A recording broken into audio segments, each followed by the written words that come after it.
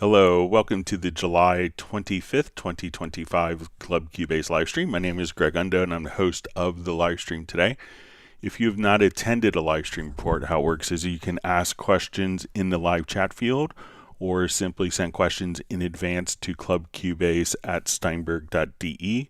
When asking questions, hang on a second, just get my monitoring computer. So you could just simply send questions in advance to clubcubase@steinberg.de. When asking questions, realize that my ability to answer all questions in a real-time manner will soon be eclipsed, and I will go through all the questions chronologically as asked. If you don't see a response to your question immediately, if you want, if we could avoid asking the same questions repeatedly, that would be appreciated. We'll get through all the questions asked within a 4-hour period. We should have an index of all topics covered in the live stream several hours after the live stream ends. I'll take a quick dinner break and go through and work on the index, and that will allow you to navigate to particular topics at specific time. And if you wanted to search for topics that have been covered in previous live streams, you could go to cubaseindex.com. There's over 40,000 different topics that we've covered. We want to thank Jan for creating that website. We also have two people that serve as moderators, Jazz Dude and Agent K. We want to give them special thanks. They're not Steinberg employees. They just do it out of the goodness of their hearts to make it a better community experience, and we appreciate their efforts. We'll also give Jazz Dude a special kudos for his work with the unofficial Cubase Nation Discord, which is a wonderful resource of information for the Steinberg community. So once again, my name is Greg Undo. I work for Yamaha Corporation of America. I primarily focus on Steinberg products, and I'm the host today. I'm presenting from just outside of Washington, D.C. area in Alexandria, Virginia. And if you're watching us live or watching it afterwards, please feel free to introduce yourself and tell us where you're from. And with that, we will go ahead and get started. All right, first question from Rude Pass says, hello, Greg. When inserting a MIDI file, a rack instrument is created together with HSSE main and the used sound. What is it and why can't I remove or change them to VST instrument channel? All right, so it depends on a preference that you have set. So let's go to your preferences or settings, depending on your operating system. And we go to MIDI file. Here we could just come over and say we want to, you'll see destination. So when importing a MIDI file, you could have it just go straight to MIDI tracks or to instrument tracks. It defaults to Hallian Sonic Multitimbral. So if you have a particular MIDI file that has general MIDI mapping assignments for sounds, it will automatically play back correctly in Hallian Sonic, which is, I think, what you're running into. So let's go ahead and import a MIDI file. And we'll show you how to get rid of it if you want to. All right, so we'll create a new project here. All right, so let's say we want to incorporate, we're going to import this MIDI file. It'll ask us for a project folder. We'll say open. And right now we see that we have the Hallian Sonic, the HSSE main, because what we told it to do is when we import the MIDI file, that the destination is going to Hallian Sonic SE Multitimbral. So now that we have this and we go to open, so we have MIDI tracks here. So we could have it, other choices are just to MIDI tracks with no assignments or to instrument tracks. So when we go to this particular MIDI file, we can see that we have the VST instruments. So sometimes people come over here and it's like, okay, I can't really remove this setting. So if we go to the right-hand zone tab, and if you don't have that visible, you could just kind of click here. We can just go over here to the VSTI rack. And if we wanted to switch this to a different instrument, we could do that. Or if we just choose no VST instrument, all of those settings will go away. This won't have an output assignment. And then you could just simply take those particular tracks and route the MIDI information to any virtual instrument or any external MIDI device that you see fit. So once again, you could change the behavior in the preferences to do this right here. And then if you have the particular information, you could just come over to the VSTI rack. So I'll import it one more time here.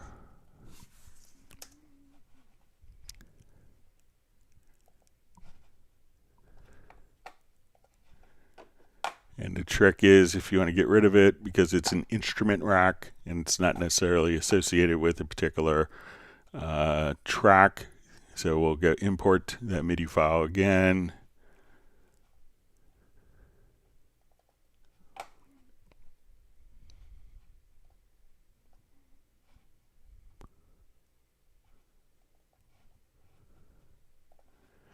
Just to on the right-hand zone here, just to select the VSTI, and then where you see the Hallian Sonic listed here, just choose no VST instrument, and then you'll just have that particular track of MIDI information. All right, wonderful to see Tim Zeist checking in, or Tim K checking in from Zeist in Netherlands. Sorry for the mistake there. And his cat buddy is waving a paw hello to Steven, my cat, and Stella, Mia, and other pets that are nearby enjoying the Club Cubase live stream. All right, Zephaniah, great to see you on. Says when recording 3/4 time signature, what quantized signature is best to use on Pro 13 on PC? All right, so if we have something that's in 3/4, so let me just come over here.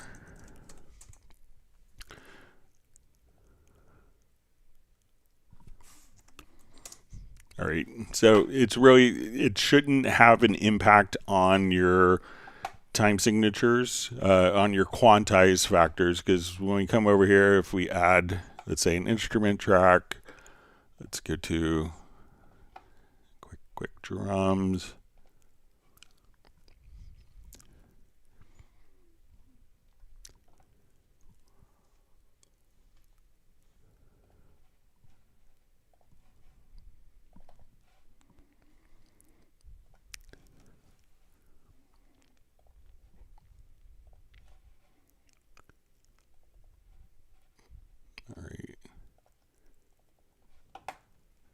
So what 3/4 means, as opposed to 4/4, is that there's 3 quarter notes in a bar. And generally, if we have 4/4, we would have 4 quarter notes in a bar.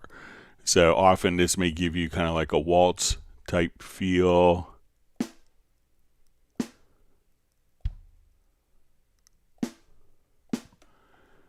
So let's say we have something along these lines.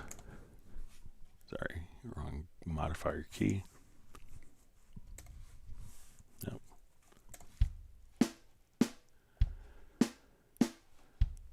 So when we want to quantize quarter notes, we're still, instead of having 4 quarter notes in a bar, we just have 3 quarter notes. So if something was a little bit off rhythmically, so let's say if I want to now come over and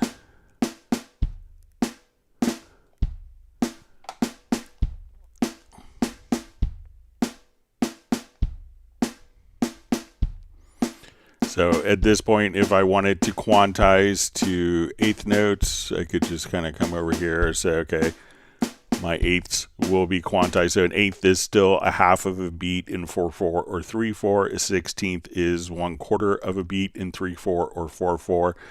So just because it's switching meters, the clock, you have a number of quarter notes, and a quarter notes is often what determines kind of the particular quantize value. So so it shouldn't really have an impact. So quarter notes, eighth notes, should be the same in 3/4 or 4/4. All right, we see Michael Marshall checking in from Somerset, UK. Always wonderful to see Jazz Dude on. We see Jan from Cubase Index. We have Uno Memento sending greetings from Finland, where it's a bit hotter than usual at these latitudes, but extreme weather events are unfortunately on the rise. It's just, the weather's having a slight negative impact on his music work. All right, always great to see Fly V. Vince on from Winnipeg. Thanks for joining us. Tony Trunzo is joining from outside of Sydney, Australia, very early in the morning. All right, we had an artist known as Love checking in. We have Mark Winslow sending aloha from Oahu. Sounds like a great place to be. And we have Jorge Oliveira checking in from Portugal. Thanks for joining again. We see Sable Winters from Bay Area, Northern California. And we see Mark Winslow just says thank you for your dedication. So always glad to be able to help people.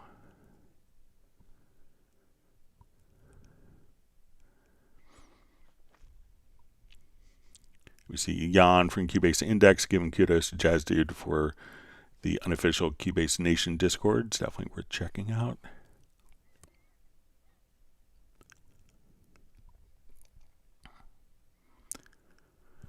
All right, so we see Rick from Bratman Studios sending greetings from Whittier, California. He's having Club Cubase with oatmeal and cinnamon sourdough toast. He's hit the like button already. So Dallas LaRue checking in from Las Vegas. All right, James Dazelle asks, hi Greg, I'm using Cubase Elements. When using the Novation Launch Key Mark IV, it's not controlling the smart controls on audio channel plugin like a compressor. It works fine for controlling MIDI SCs.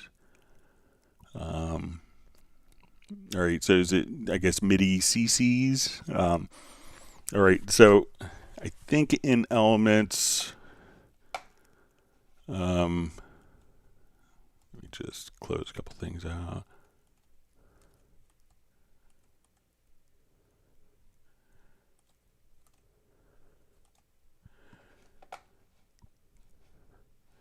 So let me see if you have the remote control functionality in Cubase Elements. Let me just...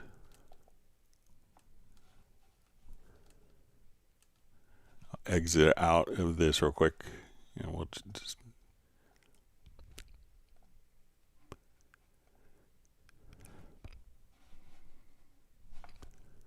reboot in Elements. Bear with me just a moment.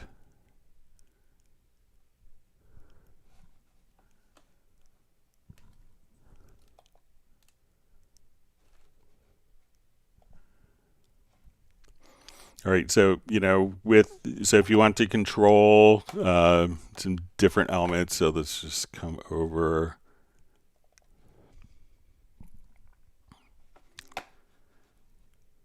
All right, so you have a MIDI remote here. So with the MIDI remote, what you want to do is just come over and assign your particular controller. So if you have like 8 knobs that are going to be transmitting MIDI CCs, we can come over, and you mentioned that you have Novation, I believe. Let me just launch key. So let's see if that is, I know that there are some.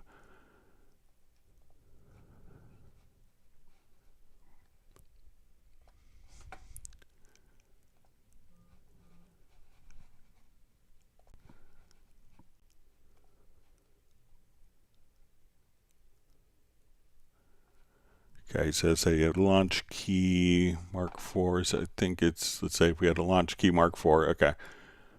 So we're going to just simply add this as your MIDI script, and we're going to connect it to, so once you kind of see it here, so you should be like when you go to connect it, you should see it automatically kind of show up inside of the MIDI remote area. So go to the MIDI remote. And there's a couple of things you could do. So once you have it, you should see kind of like the graphic screen that looks like this. And you may have something that's set up for doing quick controls. If not, what you could do is just come over and say, like, move the knob, and we could go to the mapping assistant. So, which we could open up directly here. So we can see our mapping assistant, and we could also open the mapping assistant directly from. So now what we're going to do is directly from here, and we could say let's assign, and we'll go to our focus quick controls.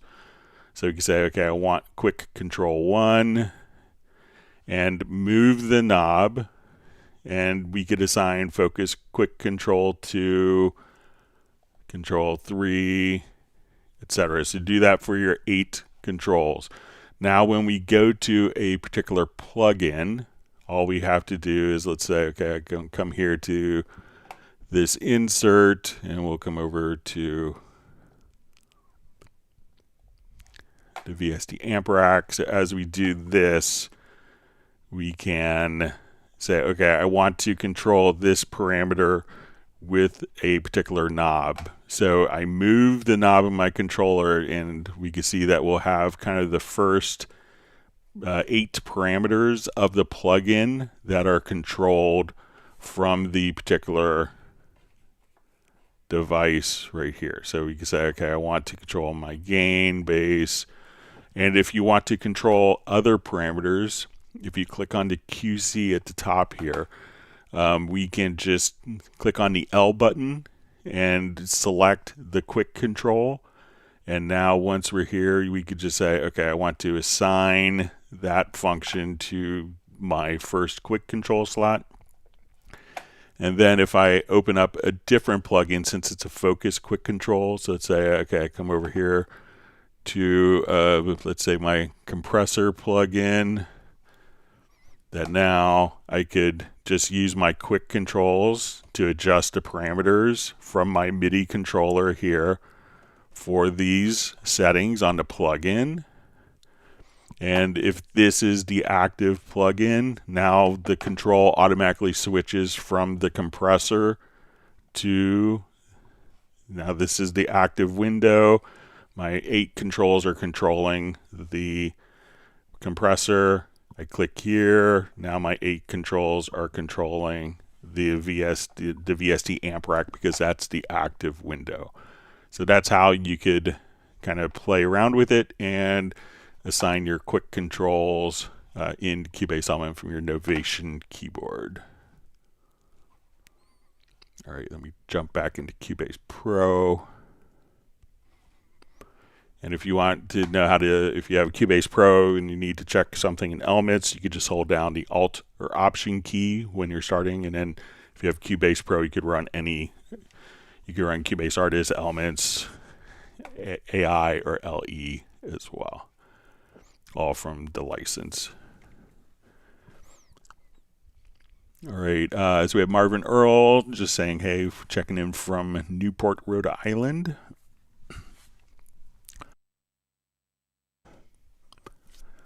All right, we have Jan just wishing Uno Momento a nice weekend. Rishab Saxena says, in Cubase Pattern Editor, after writing notes, changing step resolutions, example to triplets messes everything up. Why it doesn't behave like the drum editor. All right, so let's take a look.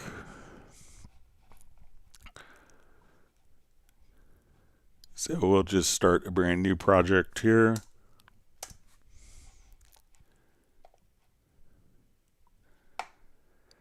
All right, so let's add a drum track. All right, so we'll come over here.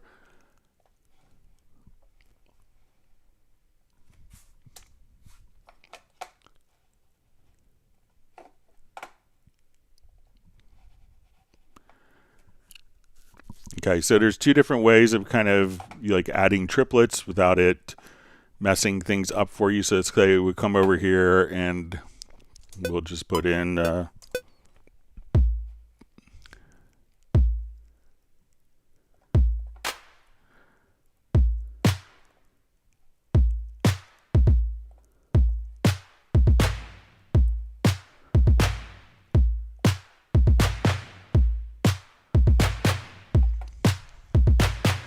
right, so just kind of come over here.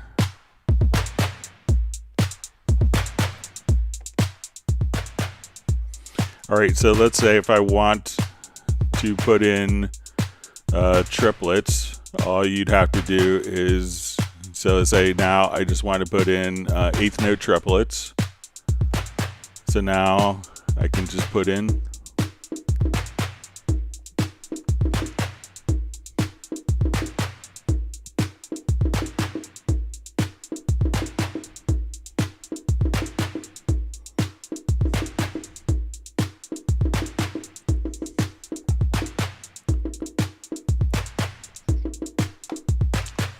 so it's taking this, what was 16 beats, and automatically dividing it into triplets. So let's say if I want to do eighth note triplets here, I could just, or 16th note triplets.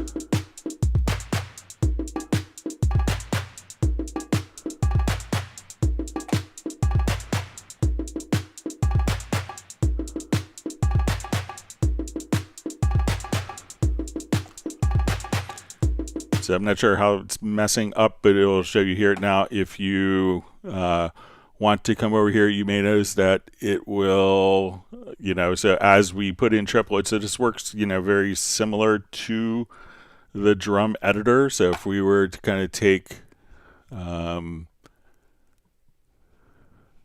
let's say if I copied this over, I'll duplicate this track.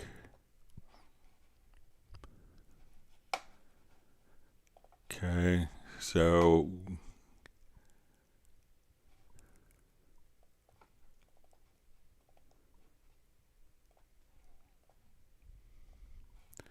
if we were to look at it in the drum editor, here we could, as we see our grids here kind of laid out for us. So let's say now I want this to be,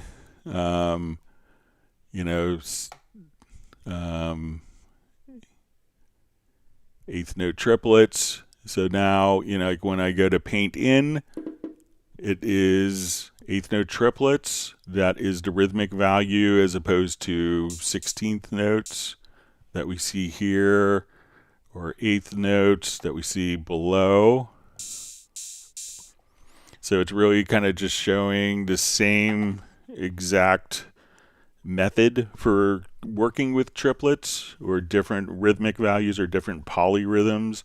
So even if we now wanted to come over and put in like a polyrhythm that was going to be, let's say we want this to be, instead of 16 steps, I want it to be 7. So now when I come over here, we could just kind of play this.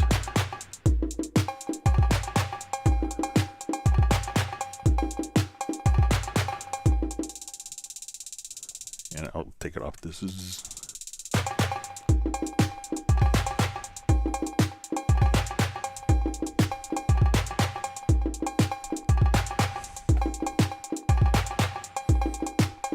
So now we could have groups of 7 for the cowbell, or groups of 11. So let me know how it's different for you when working that, but it seems like it's really handled the same way, except it shows you kind of the visual grid instead of just only allowing you to kind of drop notes in on the grid. You actually see kind of visual representation, which could be, helpful in a lot of other ways as well. But let me know how it's different for you. We see from Rishab also asked us, says, "Hey Greg, how are you?" So doing well. My brother is coming in town, and look forward to getting together with some friends over the weekend. All right, wonderful to see John Barry checking in from the sunny English Riviera. DJ Mixes is saying hi from Switzerland. Just reading a book set in Switzerland. All right, we have VS Terranova saying hi from Amsterdam. All right, we have Contemplate Music says, "I will sound like a broken record. Hello, Greg and the Cubase team. Number 5 today. Happy as Larry." So thanks for joining us. Great to see you joining, and hopefully you'll be able to join the Zoom social meetup. That'll be on Tuesday's live stream, starting 2 hours into the live stream. We have John Costigan from Kenosha, Wisconsin. All right. Rishab Saxena says, please tease us some features that will be in Cubase version 15. So I really can't talk about anything until it's actually released So, and sometimes we've done live streams a day before release, like 2 or 3 times. So I'm usually pretty good about that, because if I was involved in new information, I might be under a non-disclosure agreement. All right, so we have Exub San just saying hi to everyone.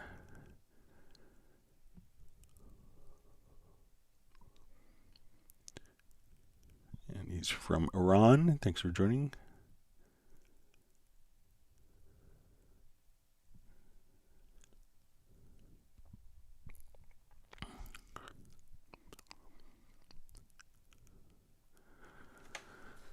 All right, FlyV asks, is it always smart to adjust the bass parts velocity levels from 100 to custom levels? So it can really depend on the instrument. Like some instruments may not change at all by adjusting the velocity. Some instruments may be multi-sampled, where it is, where you have kind of soft samples, where they may have like 10 different levels of dynamics. So you may benefit from that.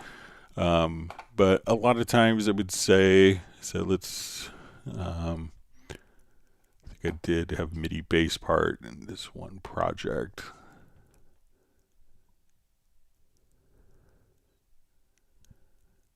Yeah, here.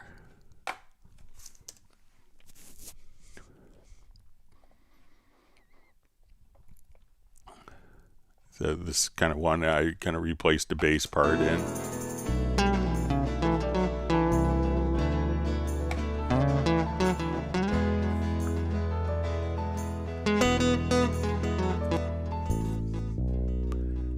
So here.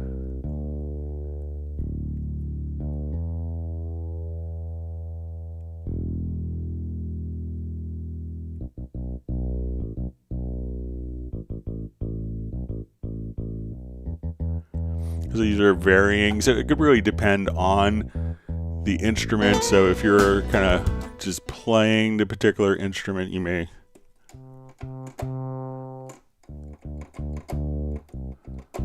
to be able to get your dynamics. So a lot of times bass players will do stuff like almost like passing notes or ghost notes, where it could be don't have great enough keyboard skills.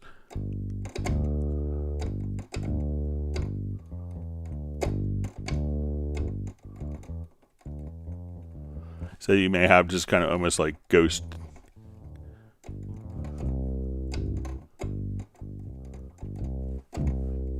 between different notes.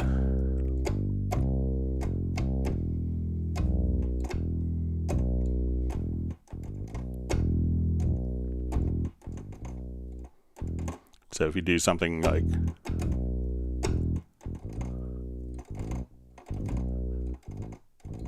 there's notes in there, but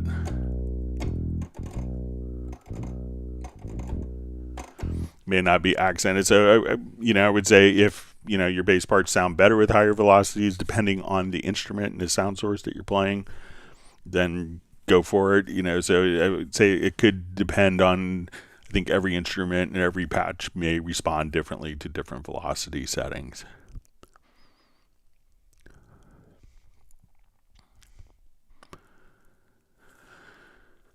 All right, so we see DJ Mixes says, hi Greg, can you briefly show me how to see the images in Cubase 14 Pro with an imported video? What can I do if the images do not run smoothly? All right, so let's say if I want to import a video file here.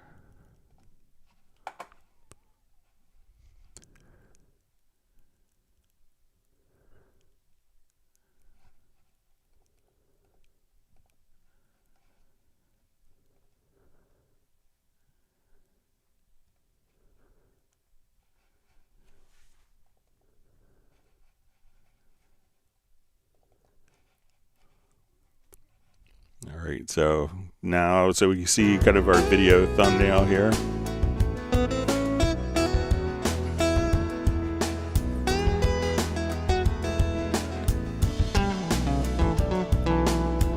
So you've been kind of running.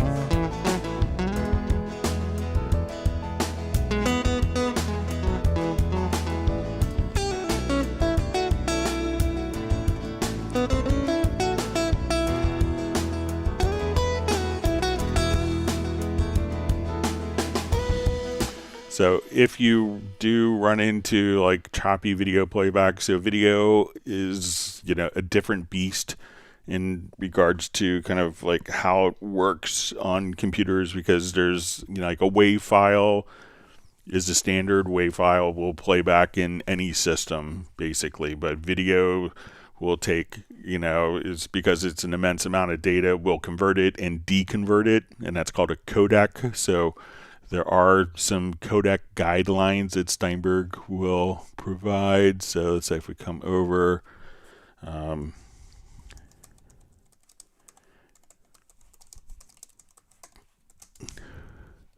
if you just do like video support in Steinberg products, just Google that. You'll see a Steinberg support article. And once you're here, you could see the various codecs and containers. So the container is like the file format, and then you have what codec will kind of work for different container types. So if you kind of go like most, and so if your video isn't one of these, you could use a utility. A very common one is called Handbrake, and that will allow you to basically that will allow you to kind of convert from one file into another file format that could be read easier by most DAWs. All right, and we have Exub San just from Iran. We have Martin checking in from Germany. Thanks for joining us today.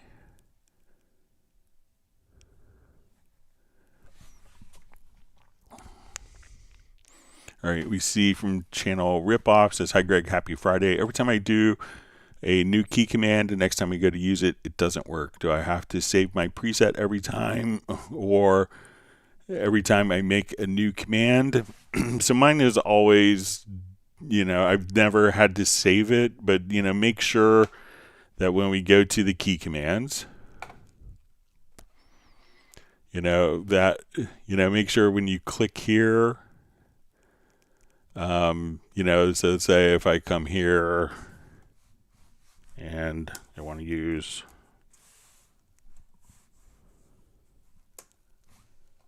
you know, some other key command, so, you know, make sure that that particular command is showing up. But I've always had mine stick, but sometimes I've seen people assign a key command and then, you know, maybe they didn't, so they kind of click here and, you know, they go and, you know, so make sure that the key command is visible and functioning. But I've never had it not stick, and, you know, generally it'll keep it in the key command file. It will just kind of be updated without having to save the file. Generally when you save the file is when you are transporting it to a different computer. So, you know, try just saving one command as a test and make sure that, you know, that key command functions and operates. And then, you know, open up the program and see if that assignment is still there. You could try to save it as a preset if needed, but I don't think you should have to. But let me know if anyone else has run into issues where their key commands aren't being recalled. All right, channel Ripoff has hit the like button.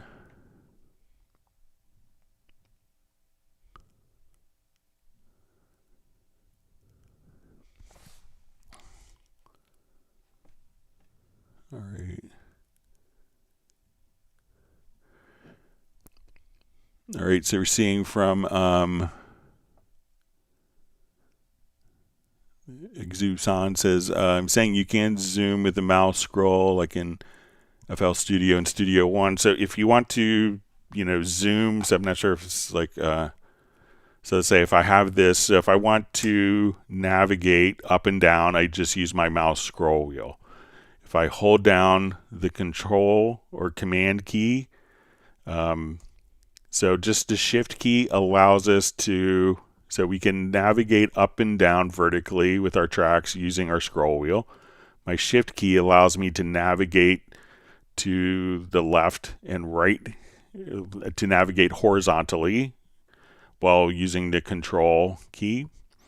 Now if we want to hold down the control or command key, we could zoom horizontally, and then control or command plus shift, we could zoom vertically. So I can navigate, I can zoom vertically, so command control plus shift to zoom vertical. If I want to zoom just horizontal, just command or control. To navigate left and right, shift key. And to navigate up and down, we could just use our normal scroll wheel. So just modifiers allows you to scroll pretty easily inside of Cubase, but let me know if that's part of another question perhaps. All right, so we see Soren checking in from Sweden. Thanks for joining us.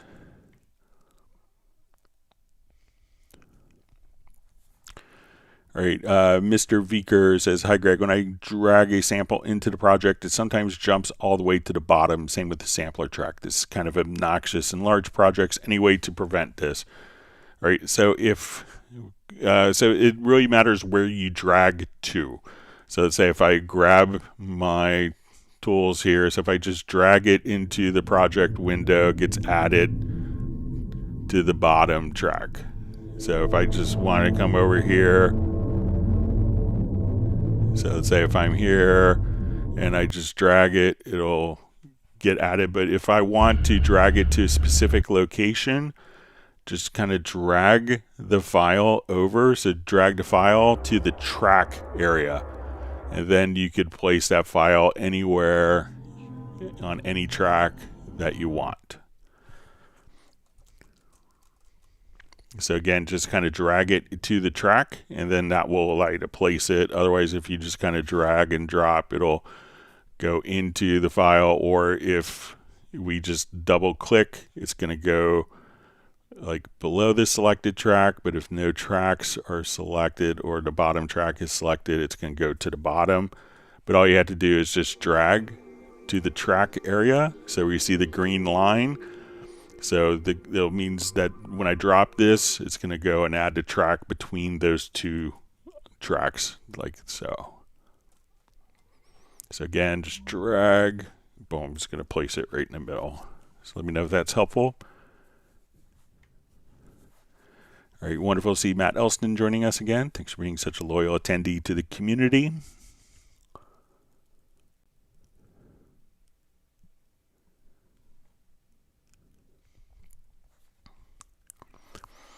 All right, so we see channel ripoff says, Greg, I have an M1 Studio and plenty of power, plus I use UAD plugins.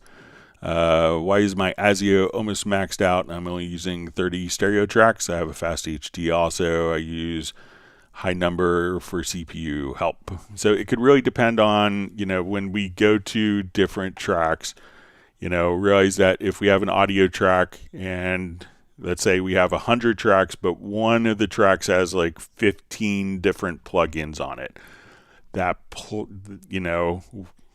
When we have multiple plugins on a particular track, that basically means that track, because all of the insert plugins are running in serial, that's only going to be able to use one CPU processor core. So, and that can make your overall audio performance seem much less than it should be. So it could be one track or one instrument that is loaded up where maybe you have 9 different sounds in a single instrument. So often that single instrument is only using one CPU core, and you could be better, so how you do the processing can alleviate like how the CPU cores can give you more or better audio performance. So let me show you a quick example. some audio performance.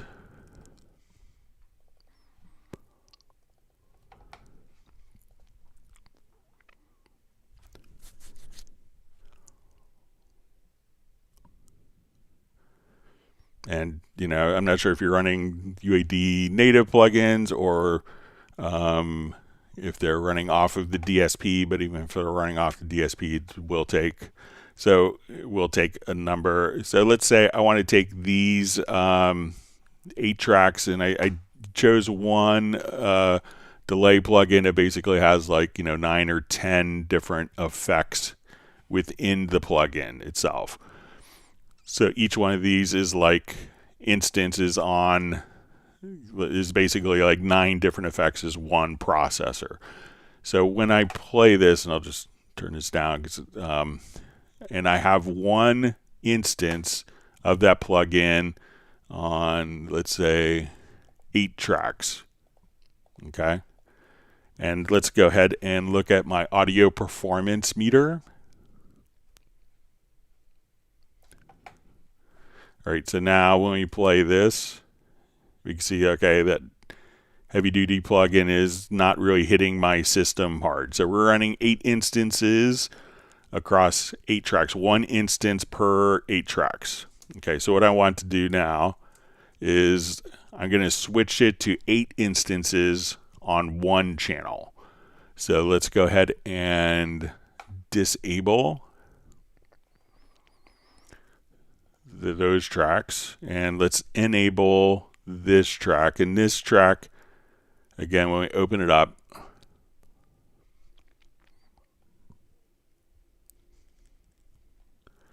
we have 8 instances of it. So, and we'll go ahead and play. We'll watch our performance meter.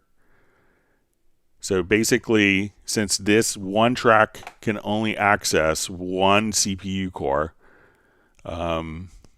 we can see that we're having very choppy playback. So you think it's running the same amount of processing, but this one track, again, is overloading the audio performance for the entire system. So just be aware that when you are working, so we can see it's barely able to play back, and this is an M4 back. So every DAW program will work the same way because we're processing everything serially. So if I want to, again, so 8 instances on a single track, we see that, it'll have a hard time playing 64 gigs of RAM. But I want to disable that track, and let's enable the 8 track. So we say, okay, it's the same 8 plugins are running, but now when they're running on separate tracks, they can actually split across the different CPU cores, and then running 8 tracks of 8 plugins each is not a big deal at all on the CPU. So be aware of, if you put too many plugins on one specific track, or too many instrument sounds in only one single instrument that isn't designed for multi-core, then you could, run into CPU problems with a fast computer. So let me know if that makes sense for you.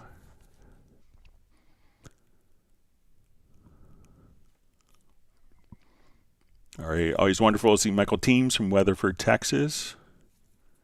I just saw it. A friend of mine girl I know from elementary school is now living in Weatherford, Texas.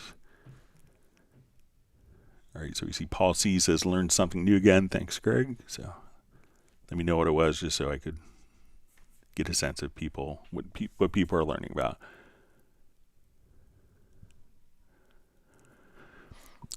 Diamond District Studios says, hey Greg and chat, will we ever see an updated Cubase to Windows feature where we can nest project within another, like Reaper?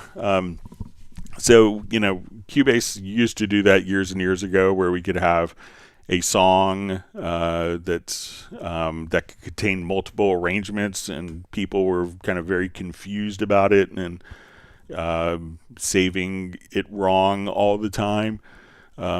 So I haven't what we don't know what's going to come in the future, but Steinberg did that a long time ago, and there was lots of customer confusion about it.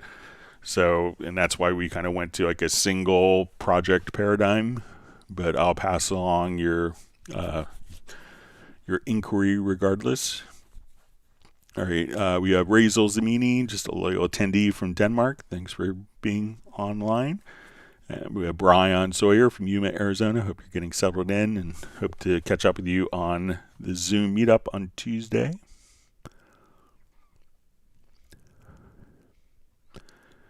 Oh, I see Brian is fighting strep. Sorry to hear that.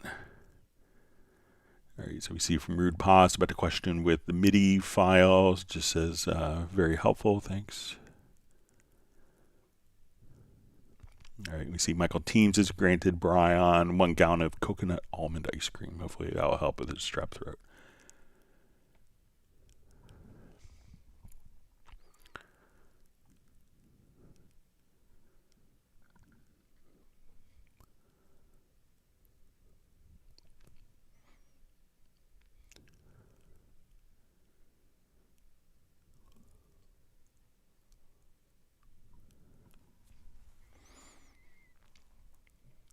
All right, sorry, my chat field jumped.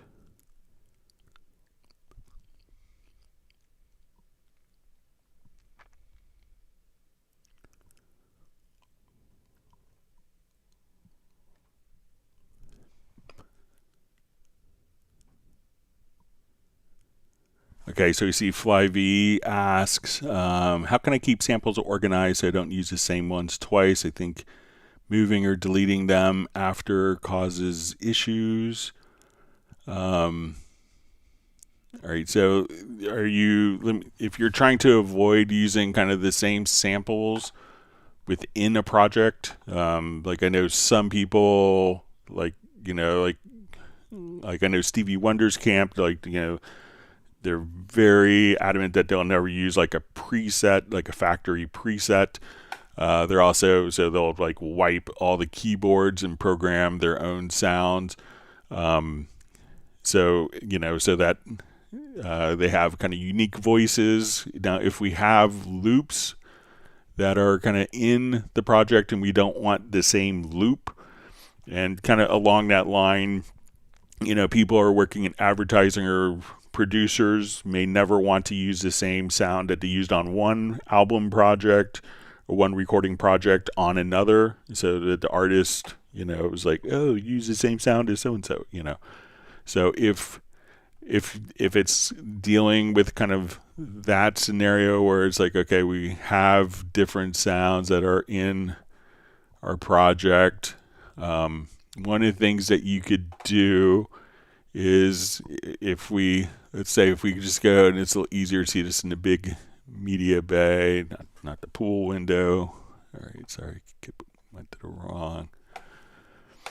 All right, so one of the things that you could do if you are trying to avoid using the same sample in multiple projects so that every sound can be a bit unique, we just come over, so we'll go document.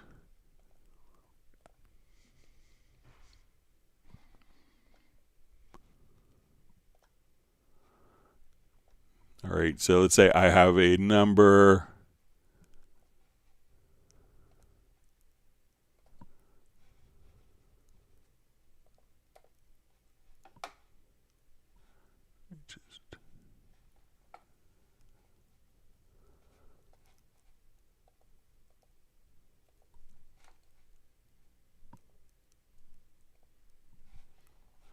All right, so let's say I want to know which particular artist or which song, which album or song that I use this on. One of the things that we do, if we go into the media bay, we can see and go to the settings window. We could have different criteria. So we can say, okay, I want to use it. I use this on this album. And then we also could say, okay, it's like, we could also probably choose song or artist. So say our track title. And so we can see what episode, program name. So let's.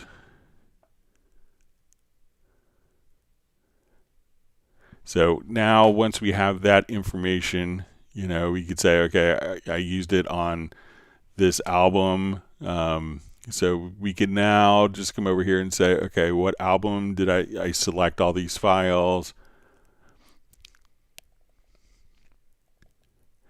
And now we could say, okay, I used this on Help Me album, whatever. So now we could tag that particular metadata in particular files. So if we come over here, you could now just have the album and have all of those tags automatically populated just right here. So if we just kind of choose, look for files from the album Help Me, you could do that. But let me know if I'm misunderstanding the question, Flyvy or Vince.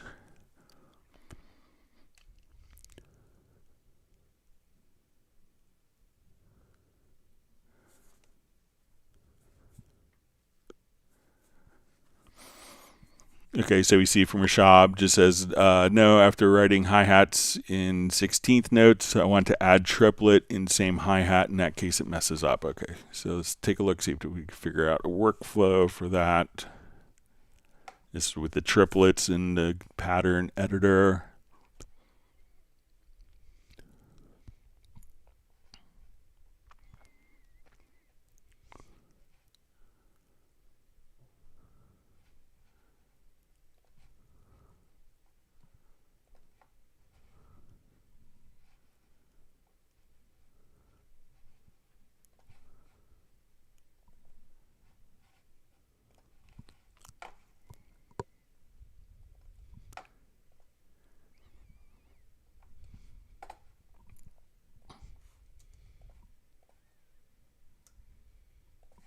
Okay, so say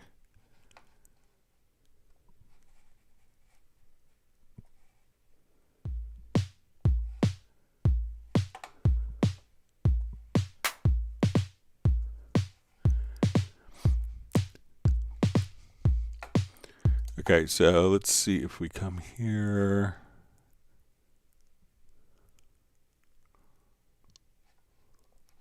All right, so let's say we want to do 16th notes. All right, so yeah, I see what you mean. We can't necessarily switch this to, let's see if we now. So if we come here, we could double the resolution of the step lane. Let's double the step resolution of it. So now when we do this, all right, let me just.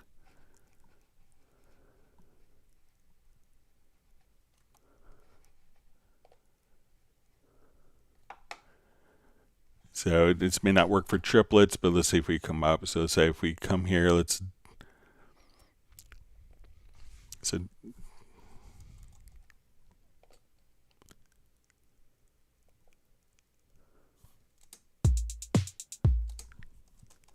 All right, let me just.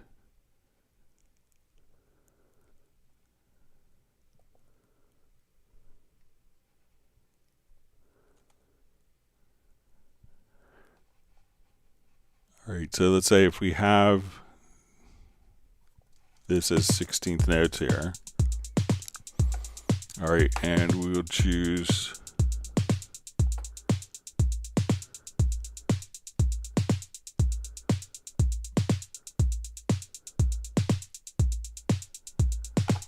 so it doesn't. Now let's see if we come here.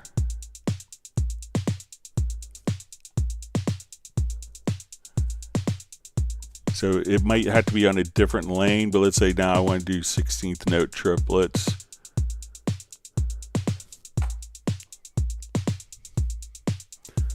Let's say here.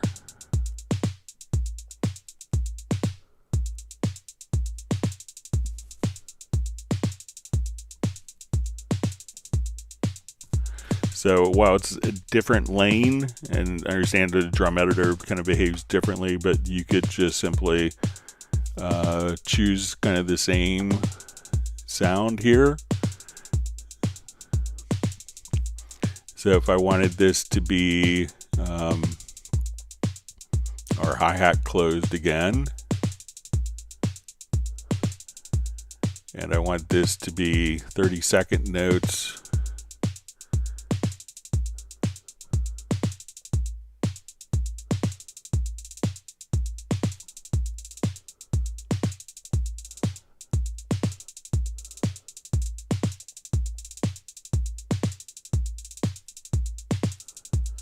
so while it's on different lanes, you might have to, with the pattern editor, it's going to be kind of global for the lane, but that may be able to kind of help you to have different rhythms where you want 16ths, 30 seconds, and 16th triplets. Or let's say we want this to be an 8th note triplet.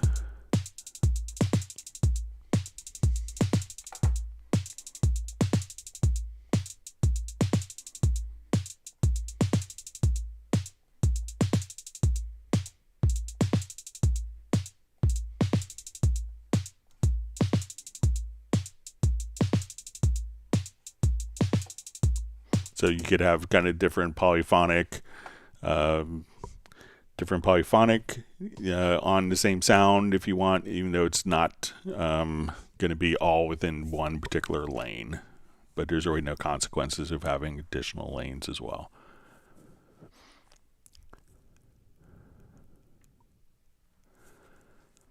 All right, so we see from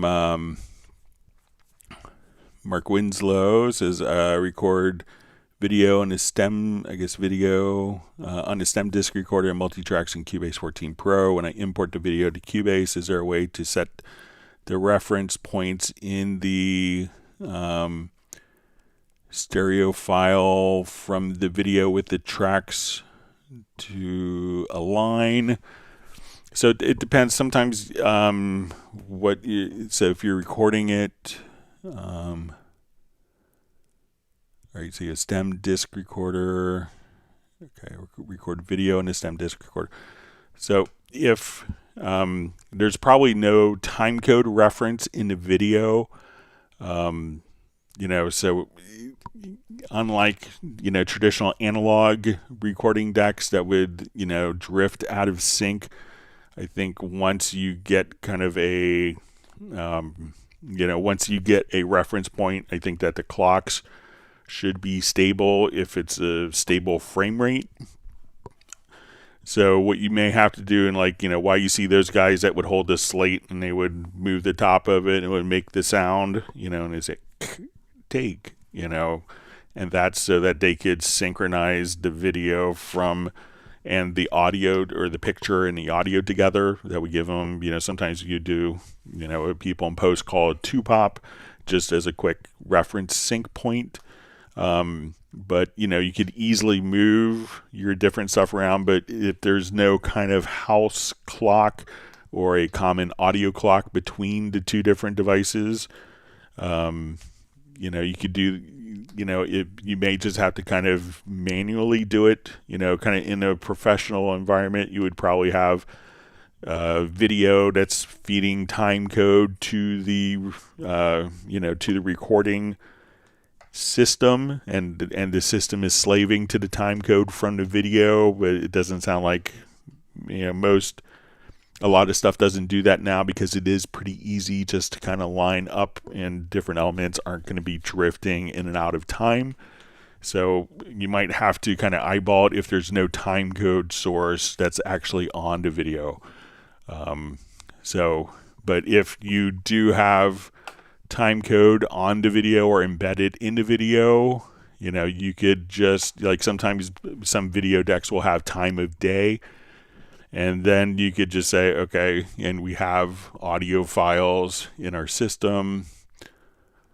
So let's say if we have an audio file here and you have it set to time of day, and you know what the time code reference is of the video, one of the things that you could do is where you actually start, you could actually just say, move, and you could say, Okay, what we want to do, if you go to the project, you can say set time code at cursor. So you can say, okay, the beginning of the file is at, it happened at 8 o'clock at night, so 8:01, say 34 and 00 frames. So we could now just come over here, and now you could move the audio events to the time code. If you're kind of putting the video into Cubase, I think it's probably going to be pretty easy just to kind of manually align. And once you get that point, because it's digital, it generally won't drift on you and you'll be in good shape. All right. All right, great to see Anthony Clark on. Thanks for joining.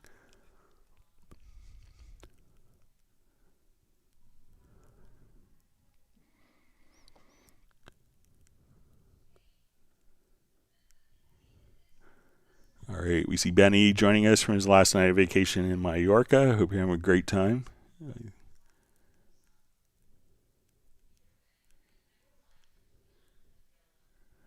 right, we see Fly V says, thanks, Greg. I think the bass part I'm going to keep at 100.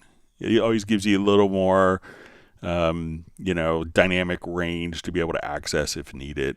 So.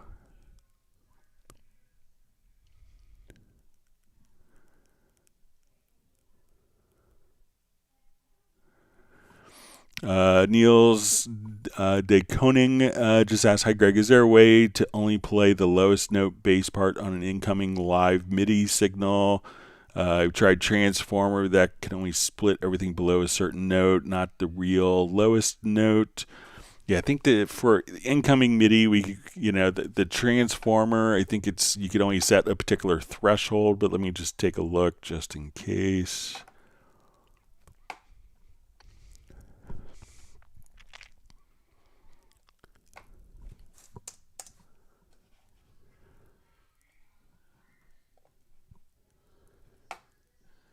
We could do it after the fact.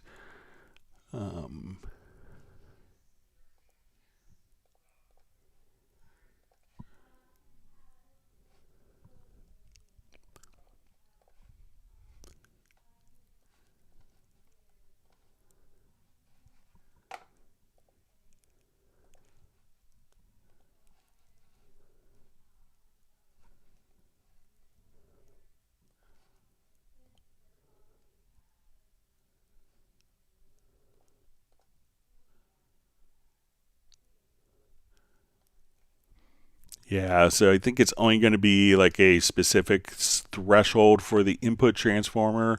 If we have it on MIDI parts, we could take the lowest MIDI note and extract that in the logical editor. But I don't think that there's a way of doing it for live use. But let me know if you're using it for actual live performance, or you just want it to be easily done, because I could show you how to split the lowest notes to the particular two particular tracks.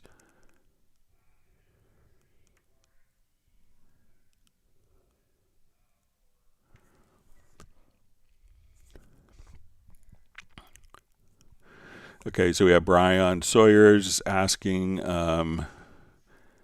says, hey Greg, I have a question on VST Live. When changing tempo in a track for a song to the next song, then go back to that song, the tempo always goes back to 120 BPM. The default, is this a glitch? All right, so let's take a look.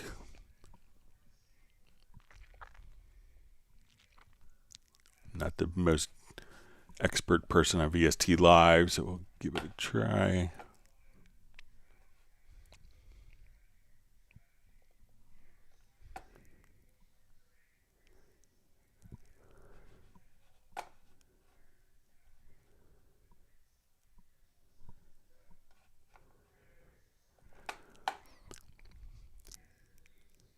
Okay, let me just...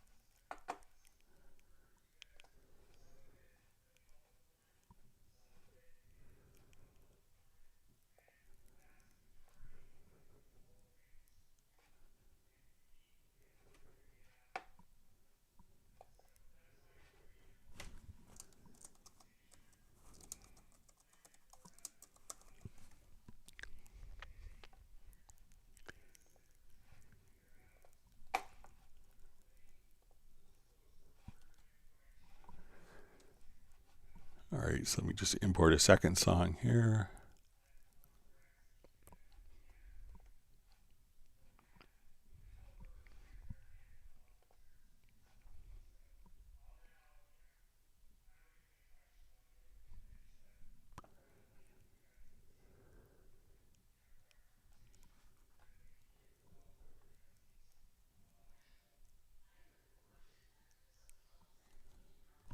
Just make sure where I saved it to here.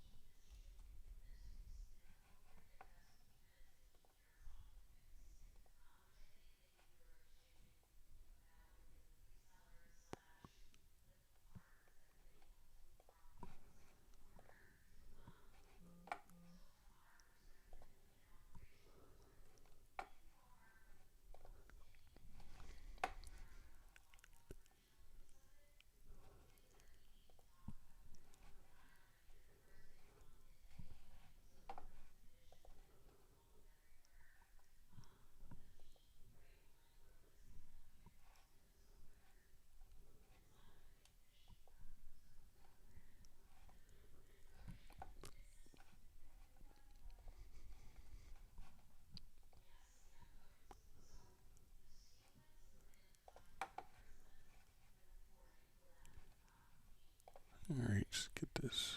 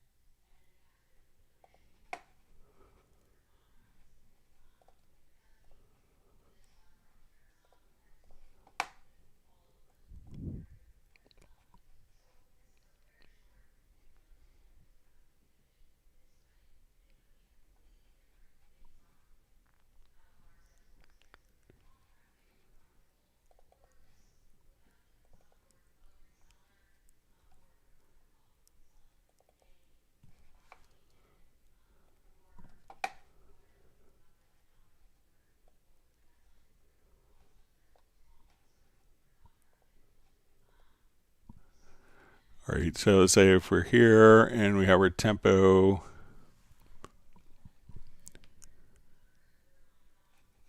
set to 100 beats a minute.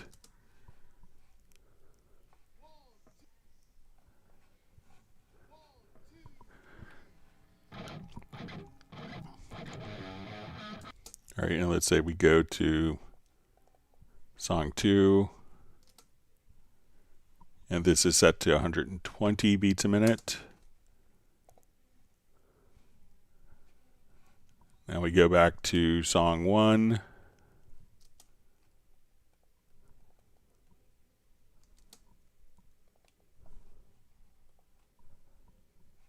Then the tempo is kind of changing here for me, Brian.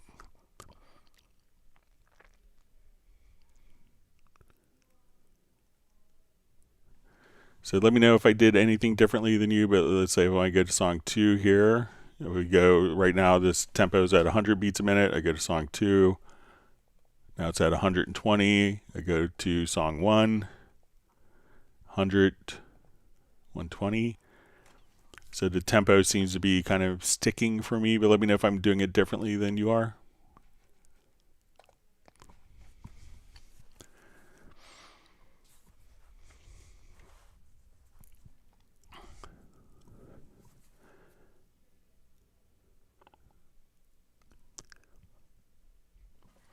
All right, so jhill4221 says, what's the best way to stream video and audio out of Cubase? I'm doing some lessons and find it hard to get the screen share and direct Cubase audio going through Zoom properly. Thanks, man. All right, so it could depend on your audio interface. So my audio interface, I'm using the Steinberg UR24C. And this actually has a function so that it will function as multiple interfaces. So I could have the UR24C output as DAW here. So this is what I send Cubase to when I want to send it to Zoom. I could just come right over here and I would send this to the streaming music. So this would allow you to take your Cubase and then use this driver for the streaming music. And then you could have a different driver that's for your voice. So if you're plugged into the microphone, so you could have the DAW audio play from here, the streaming music kind of play directly from, this is what is fed out to Zoom or OBS, and if you wanted to process your voice independently, you could have your voice settings here. So that depends on your audio interface. If it has a loopback function, what I've done before, and I just have this set up for how I do it, is I take my audio interface into, I have a Yamaha AGO8 mixer, which is kind of designed for streaming, because I want to be able to change sample rates in the middle of a live stream, which I don't want to test with switching between 48 and 44.1 on a live stream. So I take the audio out from my audio interface into the AGO8. My voice goes into the AGO8. So if I have to cough, I have a mute button that I could turn on, so I could turn that on and off. And then the AGO8 is what is seen by over Zoom or directly over like OBS, which is what I'm using now. And I like that system because, I could switch sample rates. I don't have any issues. And so basically it's one audio interface for Cubase, one audio interface for the stream. And that's how I kind of had it set up for 6 or 7 years, kind of that paradigm. And I find that it works well. But if I had to do it all over again, and if I was staying at the same sample rate, I would just use the loopback. Depending on your audio interface, it may have that functionality. A lot of them do now. Not all of them do, but your audio interface may just allow you to do it very easily.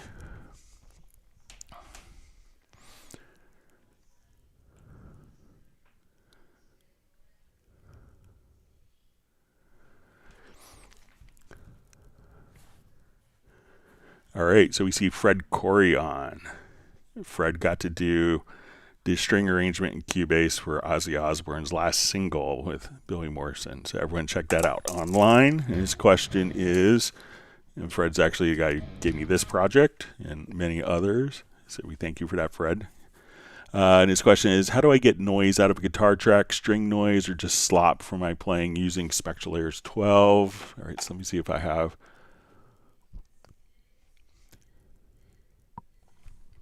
Hope you're doing well, Fred.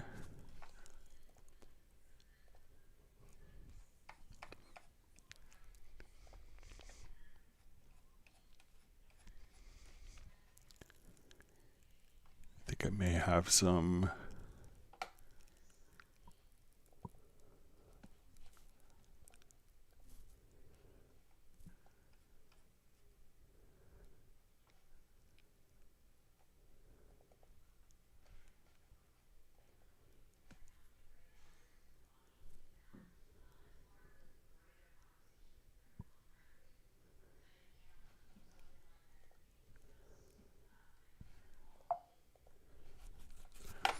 Let me just look for the file I was thinking of real quick.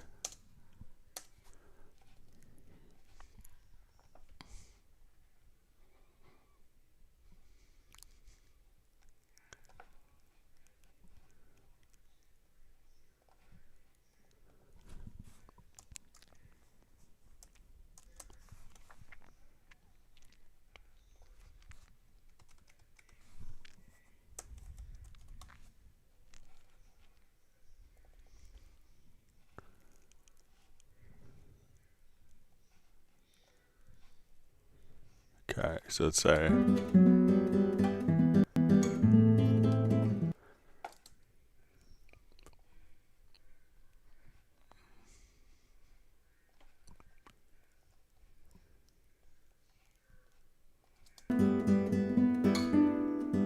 All right, so let's say we have some squeaks in our guitar.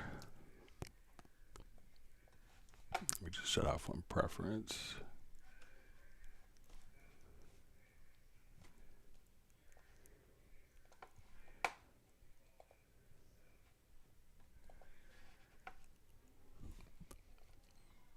All right, so let's come over here. So we listen to this.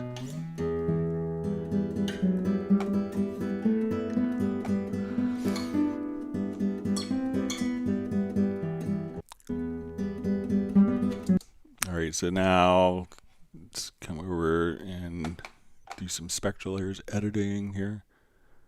All right.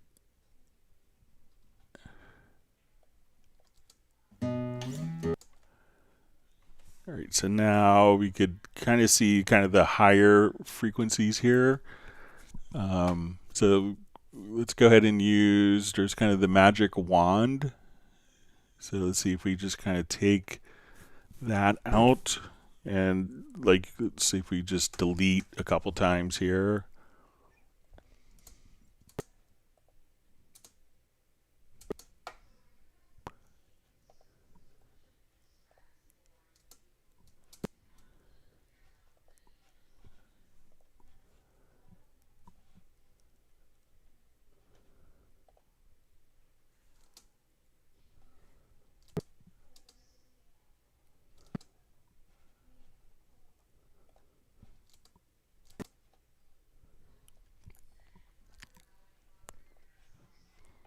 But as you kind of work with it, let me just see if I can.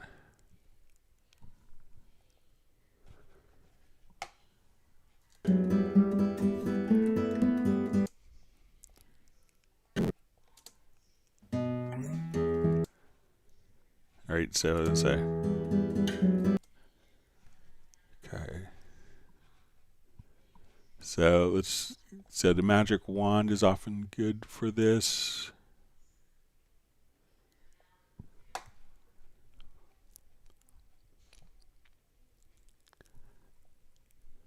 All right, so let's say we want to take this particular.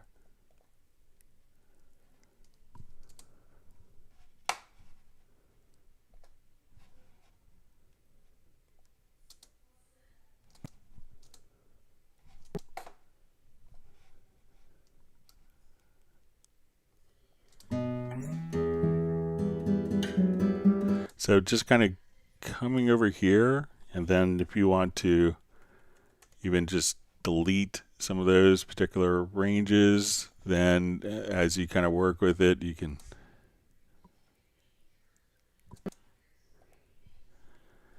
just kind of choose to just kind of tweak this. So check out like the magic wand tool, and then you could just kind of see those particular squeaks, and you know, just you could just simply delete those particular ones like so. So play around with that, Fred.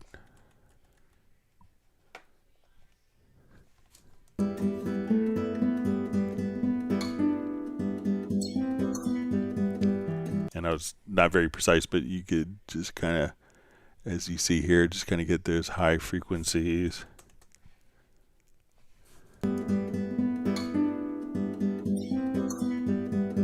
So that's kind of a very broad stroke with that, but you could get more detailed. So, but check out like the magic wand tool there, and that will allow you to kind of find those annoying squeaks and kind of get rid of them. Thanks for joining us, Fred, today. You'll be our celebrity attendee.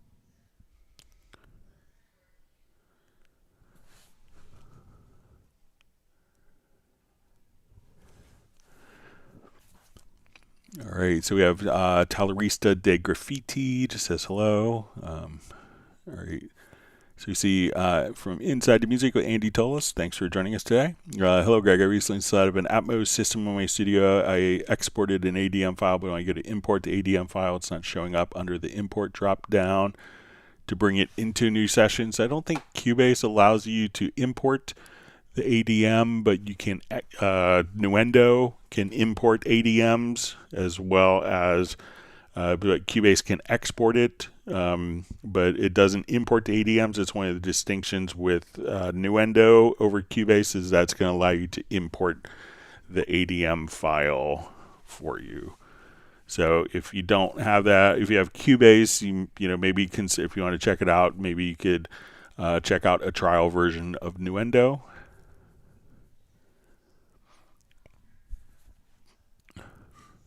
But let me know if it's Cubase or Nuendo that you're trying to import it into. But if we come over to Nuendo,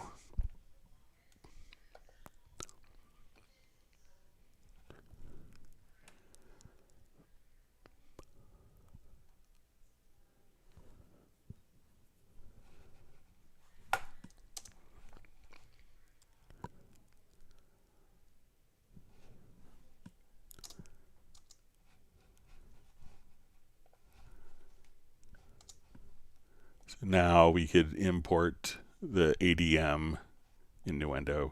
So it's not a Cubase feature, just going to be a Nuendo feature for that. Great to see you on the live stream, Andy.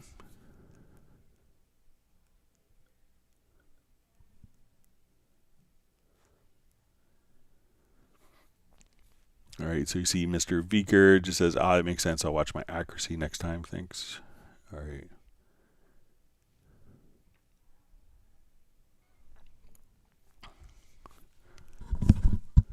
Okay, so I see a question from Muhammad Ali Tataunachi, or Tatauchi, just says, hi Greg, pasting warp markers on more than 2 instances of an event generated harmony voice is not working properly. Any thoughts? All right, so let's take a look at it, see if we could recreate it.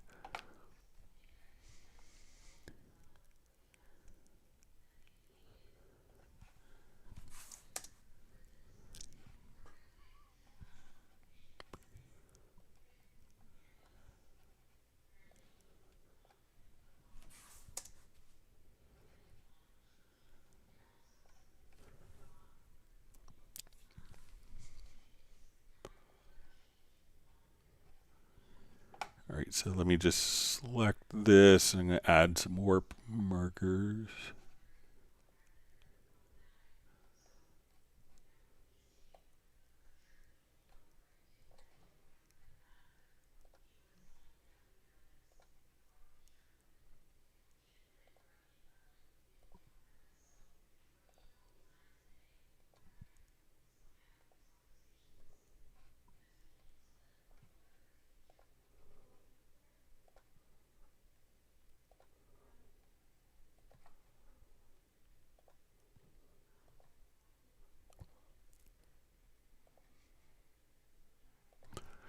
Okay, so let me go ahead and generate some harmony tracks.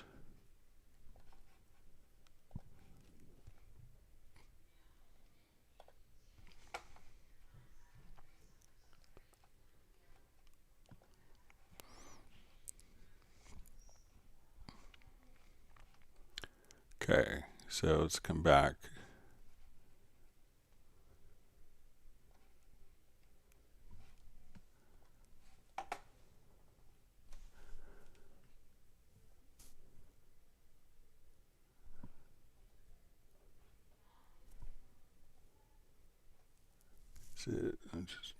Okay, so let's say we're going to copy the warp markers from the selected track.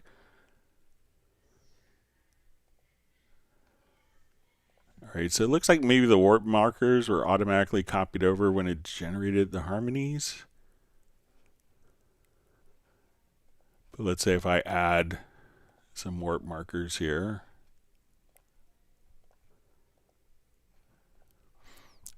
Okay.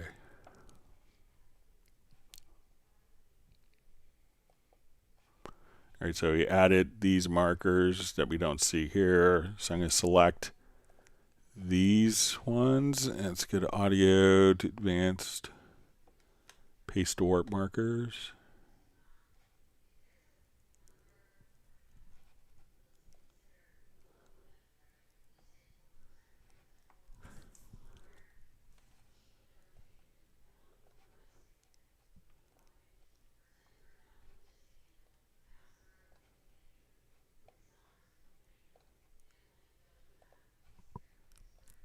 All right, let me just create a segment out of that.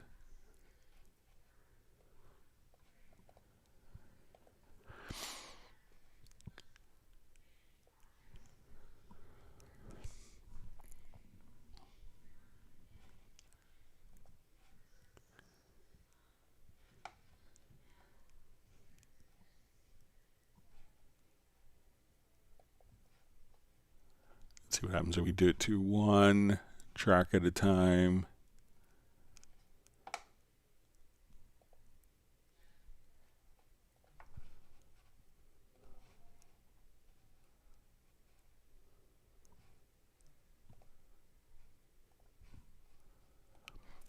So if we do it one at a time, that seems like it's working as expected. Now let me undo that.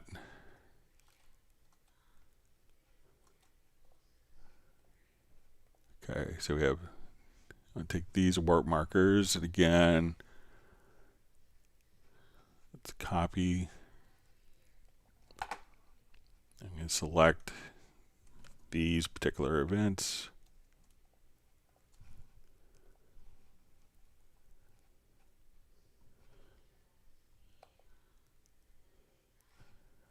Yeah, it kind of messes up the first one, doesn't it?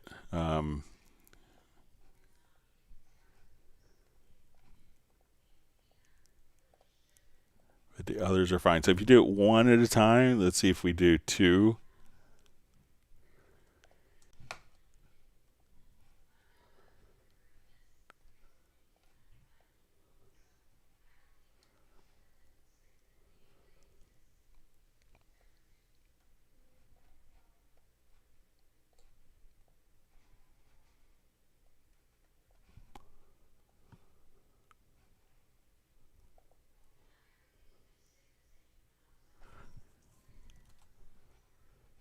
All right, and let's see if we do the bottom two.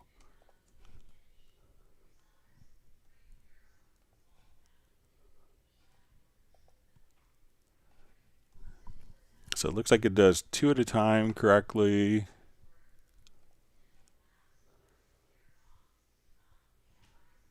But not three. Now it did all three correctly. I'll see if I could dig around that, but it looks like you could do them individually. Two at once seemed to work consistently, and then I just did three, and that seemed to work that time, but not other times. So I'll play around with it and see if I could come up with something repeatable that's and bring it to the attention of Steinberg.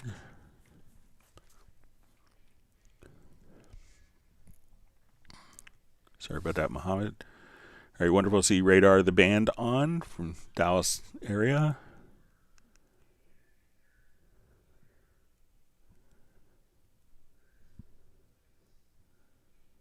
All right, you see Michael Teams has granted my family and myself 1 gallon. Let me just...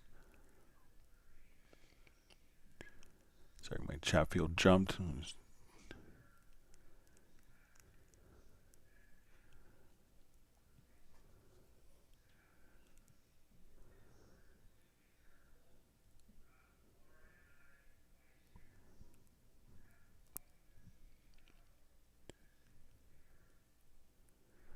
So, all right, Michael Teams granted my family 1 gallon of German chocolate chip ice cream.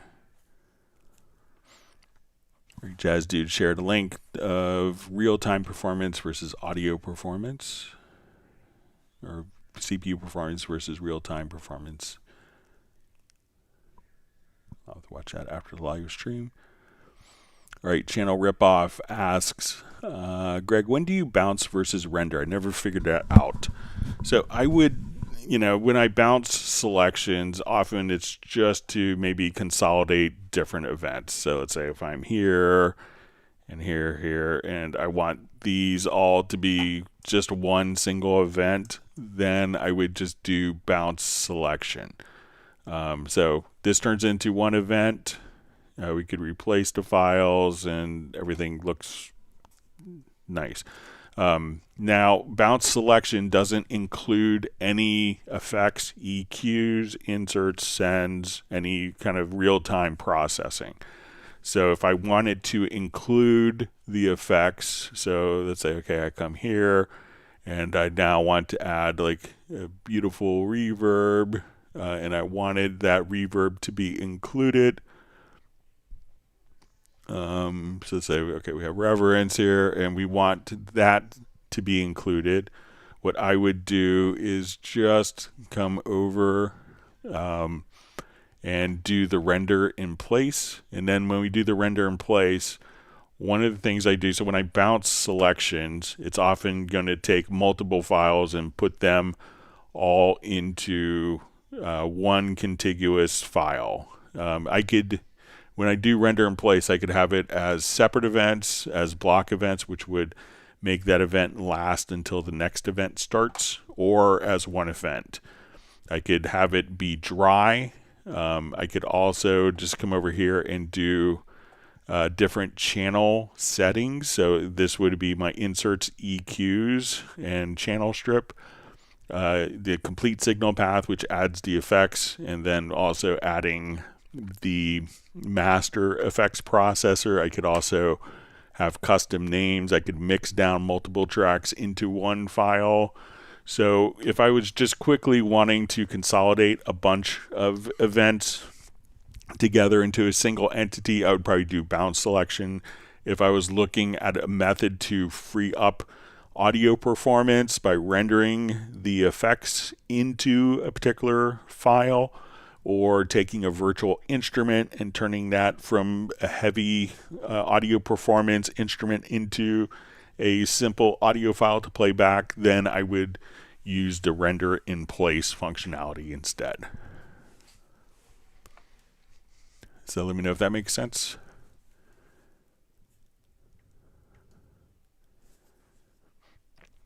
All right, so we see Soren says today upgraded from Windows 11 to Windows 11 Home, and everything works great so far. Yeah, I'm going to have to go through that process with my mom pretty soon. So I did mine, and I just kind of chose to go with the whole fresh system, and everything's been working great for me as well.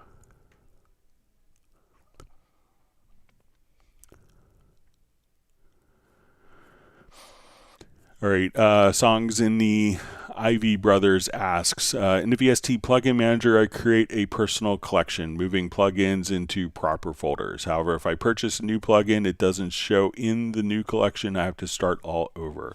So you don't have to start all over. What you do is, so let's say we come here to my VST plugin manager. So, and we have a custom collection. So let's say, let's come over, I will, we'll say new collection. Let's say I'll do a new collection here. All right, we'll do empty. We'll call this July.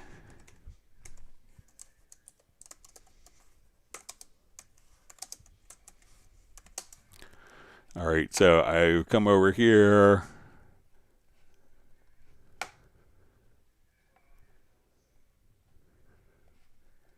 All right, and I want these in a folder, so we'll just come over here, say new folder.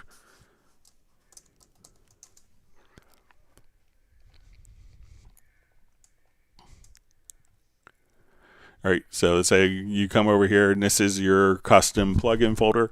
Now, when you install a new plugin, you don't have to start all over again. What you could do is just simply go to, it's going to be, once it's visible and installed on the system, and passed its kind of integrity test, at this point it'll be included on the left hand side but not included here.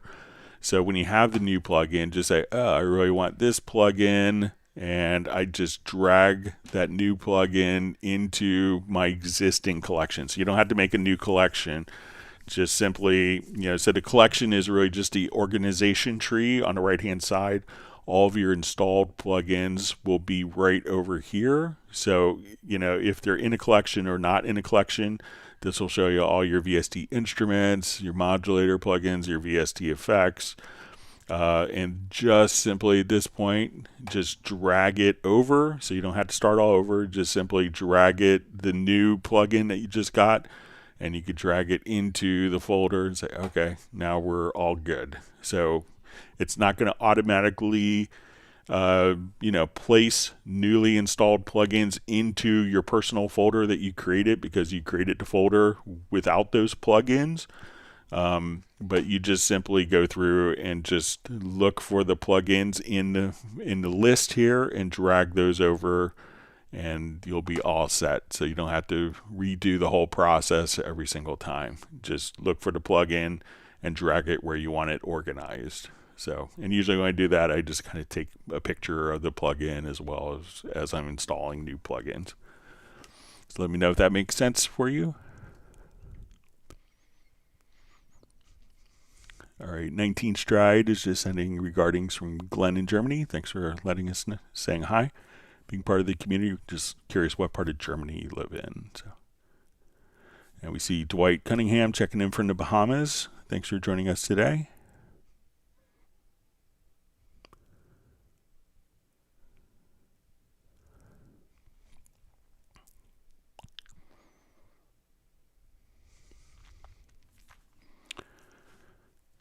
All right.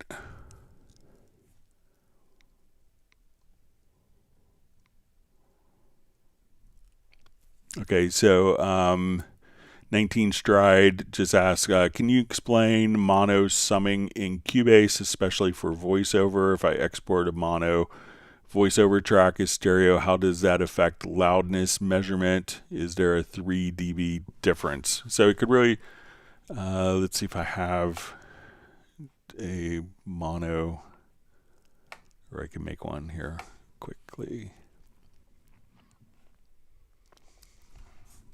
Okay, and you could often use the pan law settings for this type of. So let's add an audio track. I'll just import.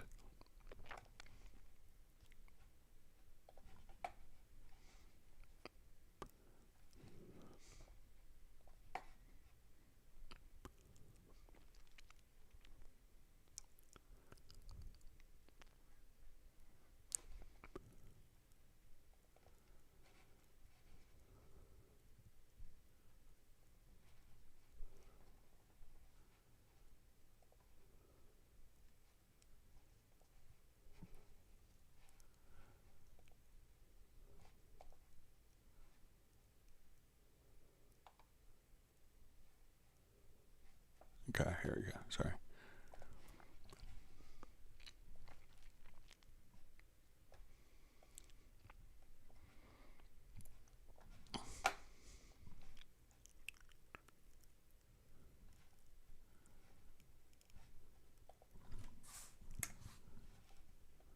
All right, I'll just turn it into mono.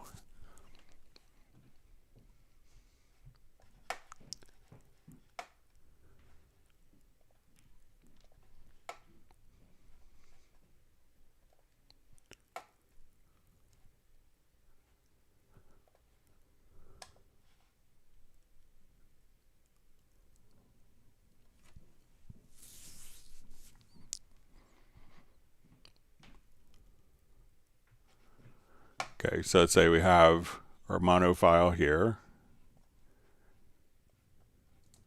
So Scott Dixon joining us now. All right, so let's say we have. And this is.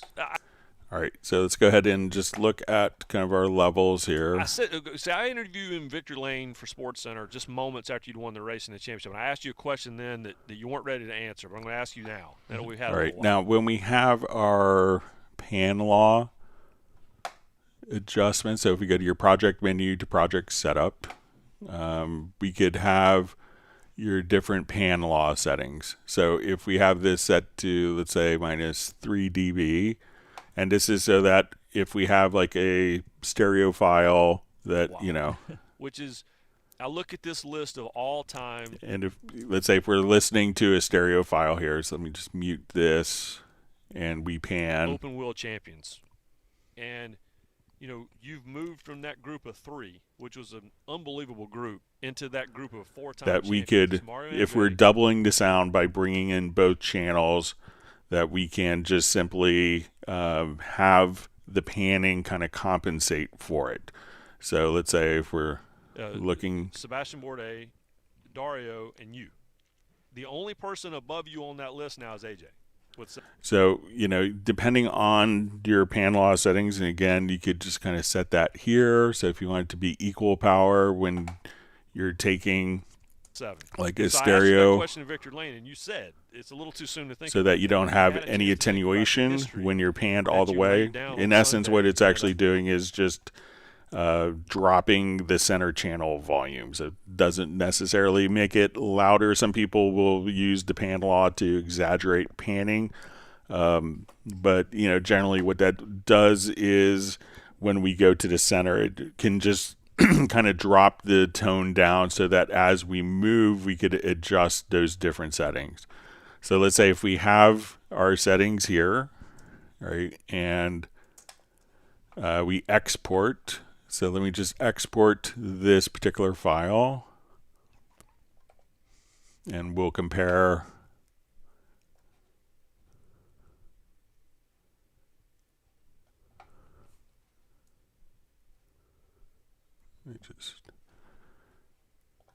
All right, so let's say if we're looking at our amplitude of our waveform here.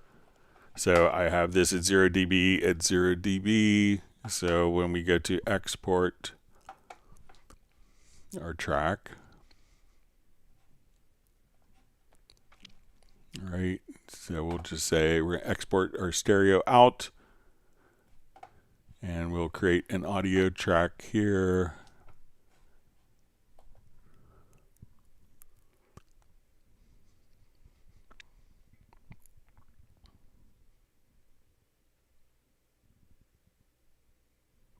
So we can see that we have kind of the same exact volume when we do mono, but let me just go ahead and we'll take that particular file and let's export it as stereo.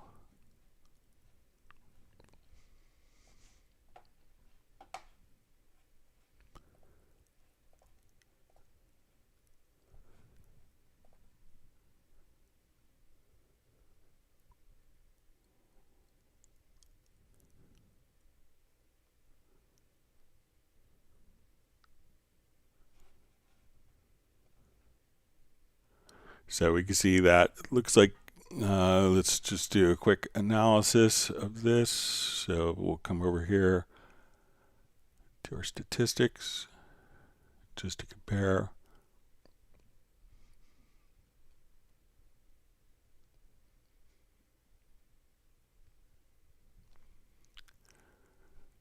All right, so we can see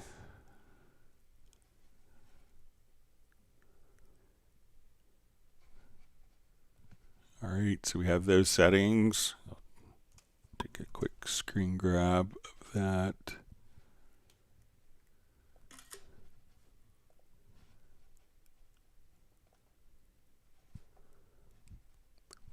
Yeah, let's do an audio statistics of this.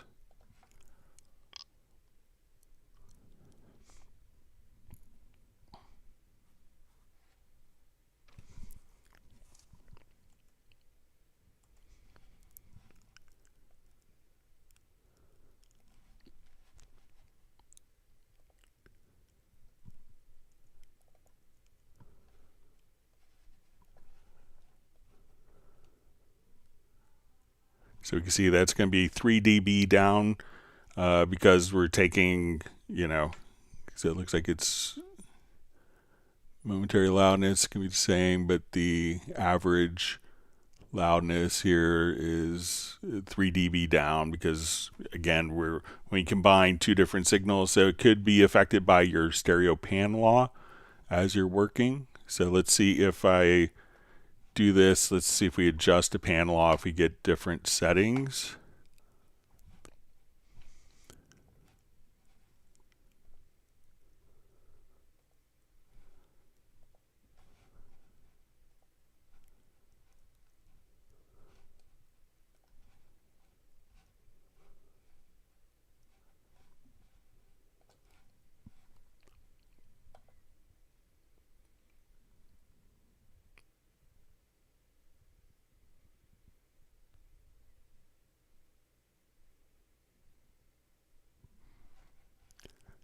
So you can see that when you look at the amplitude, depending upon the pan law setting, that you could have it, because, you know, if we're basically doubling this sound to kind of compensate, then, you know, as we, you know, double sound and volume, it's going to be 3 dB. So that's why you'll see the discrepancy. So you can adjust the stereo pan laws in the project setup to make sure and to be able to kind of accommodate different loudness levels on exporting your mono tracks to stereo.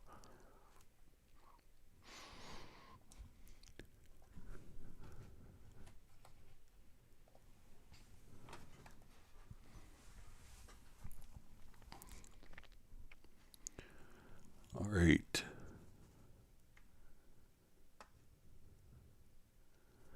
All right, and next question is differences between Cubase limiter, brick wall limiter, maximizer, and squasher. So they really kind of do like very similar things, but like different flavors. So let's jump over to this project real quick.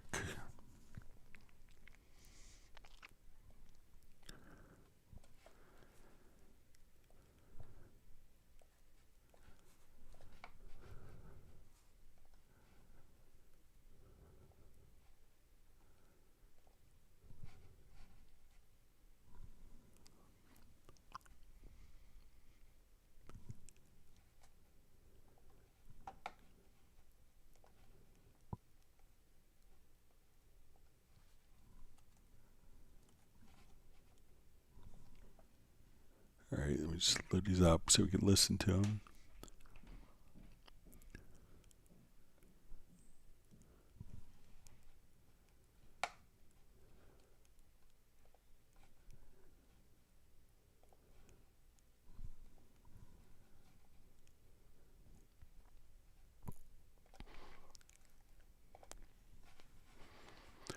Okay, so let's go ahead and look at these kind of one by one. All right, so let's say we have, and we'll listen to them in this kind of musical example. All right, so we have our limiter on. So here we can kind of set, you know, where our final output is. So if we wanted to set that right below. So this is going to make sure that we don't exceed this particular threshold, so we set our threshold lower.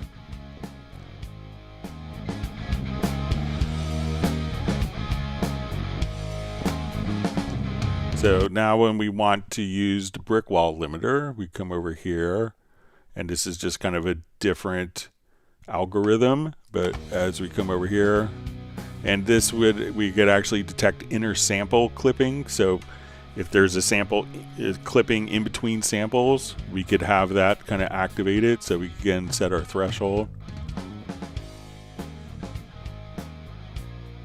So we can see kind of our input levels. Now, when we go for maximizer is really more intended to just kind of make things increase in volume.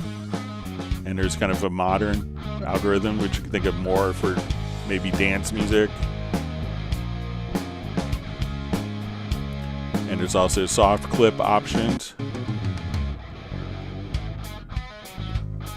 or kind of the classic algorithm.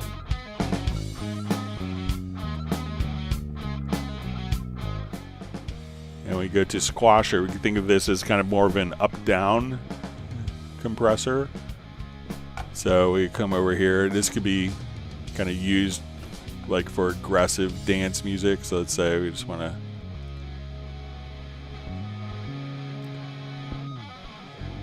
and it's multi-band here, so we could just EQ the bass frequencies differently. So if you want more upward compression on the bass,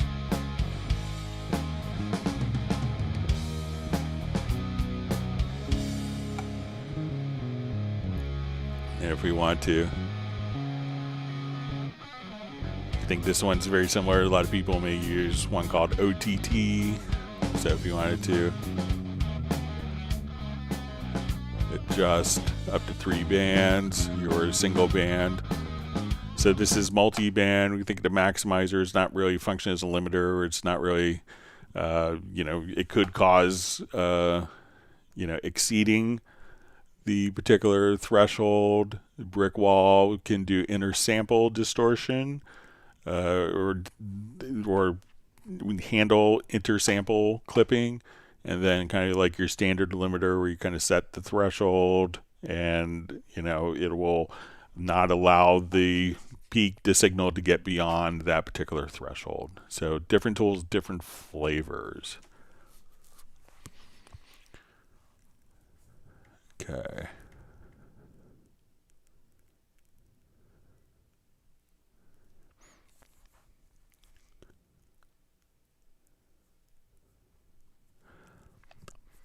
All right, so we see from 19 Stride, is there a setting for importing video and audio are linked when moving video? So let's say if we come here, let's just get to new project. Okay, so we'll import a video file.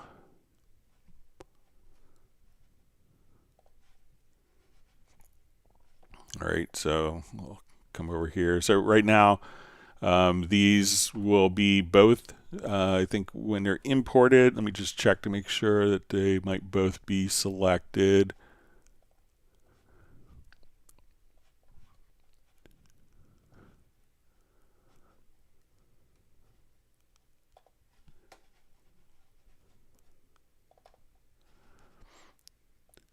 Okay, so if you want these to be linked together, like the extracted audio and the video, what you could do is select them both and hit the letter G, and that would group them. So now when we move one, the video and the audio will be kind of intrinsically linked and tied together. And to unlink them, hit the letter U for ungroup, and now we could move them independently. But when we select both of those events, hit the letter G for grouped. And now when one is moved, they'll both be moved together. That works for other events as well. And U for ungroup.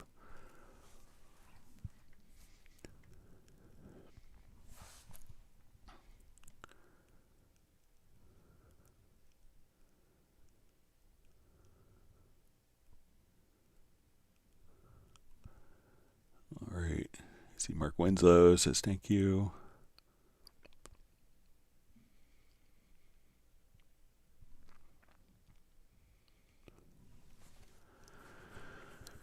All right, Bim Bim asks, hi Greg, I created an automation tempo track on the edit instrument project. How do I keep or add that automation tempo track for mixing project? Thanks a lot. Okay, so let's say here I do, all right, so we have this, we'll call this project.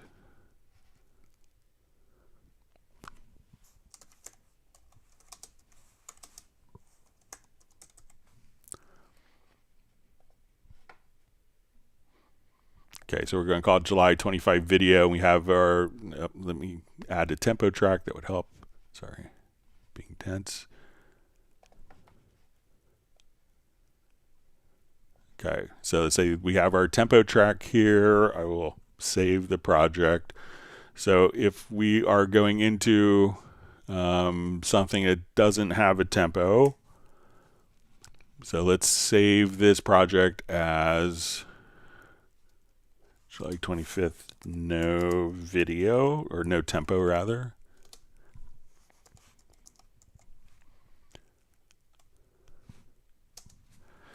Okay, so what I could do if I need to get the tempo track over is just go to import tracks from project. All right. So again, I'll just move my cursor back to so we'll go to import tracks from project. We'll go to the desktop. All right, so we have our July 25 video. This has the tempo track in it. So now we could just come right over here. We can see, okay, we want to import the tempo track and hit OK, and our tempo track is automatically been imported.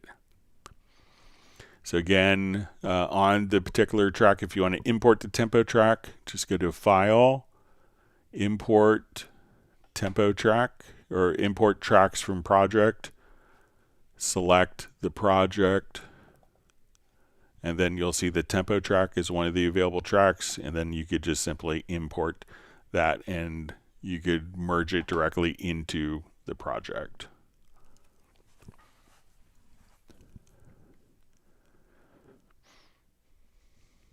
Let me know if that's helpful for you.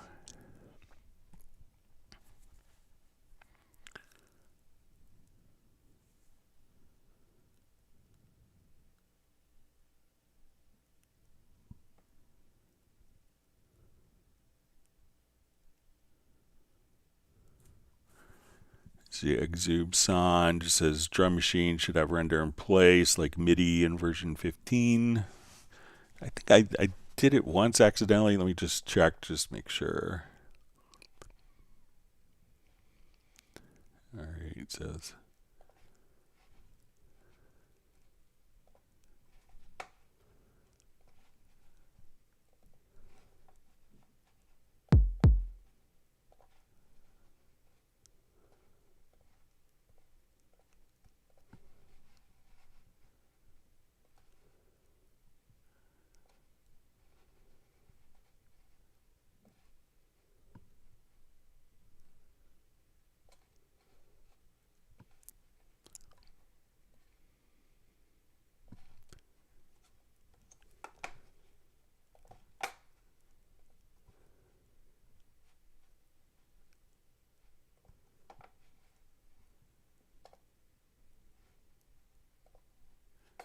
And there's our drums. So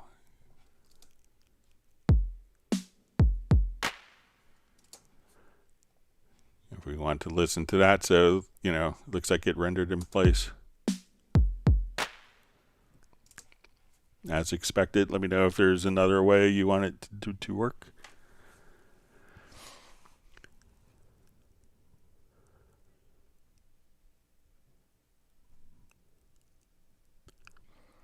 All right, so you see from Rashab Saxena, it says, sick, you gave me a great workaround for that pattern editor issue I was facing. Much love. So you're welcome, and thanks for joining the live stream. And you could do probably even a little more flexibility of switching between the different, different rhythmic divisions. All right, so we have Sound Foundry Studios. It's exciting to be following along this Friday, so we're excited to have you on and part of the community. Thanks for joining us today. All right. Always wonderful to see Pertti Komenen checking in from Finland as well.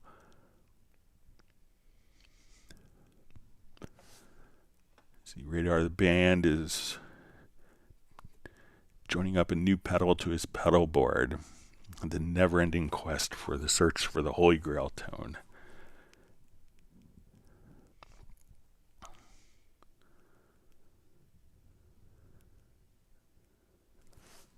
Okay.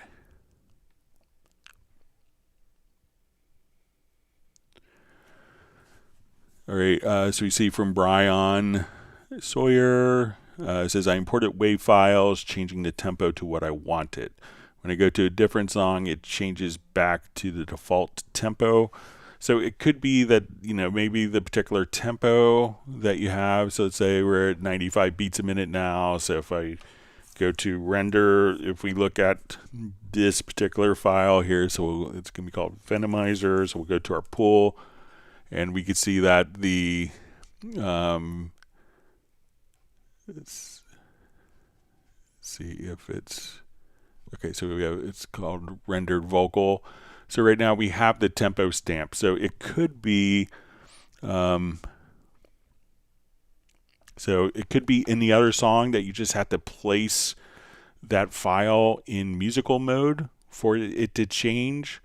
So, once the file, because the musical mode setting is not necessarily always enabled with the project or with the file. So if you copy a file that's in musical mode in one project, it may not necessarily be in musical mode in the other project. So make sure that you actually put it directly into musical mode. Just select the file in the other project, and then when you save that setting in the project, it should be restored and recalled for you.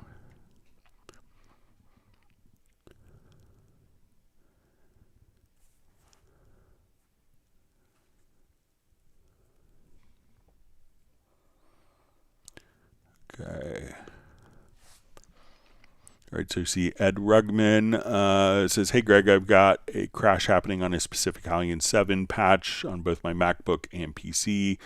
It's Halion 7 Hot Brass Library, the preset Hot Brass Split. I wondered if you could try opening it for me." All right, so let's give it a shot.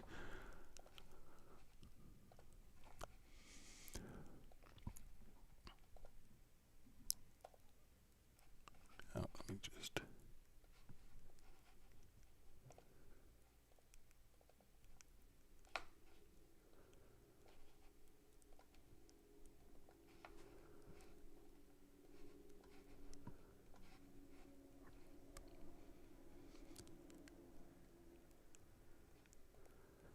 All right, let me just... All right, so let's get a Hot Brass Split.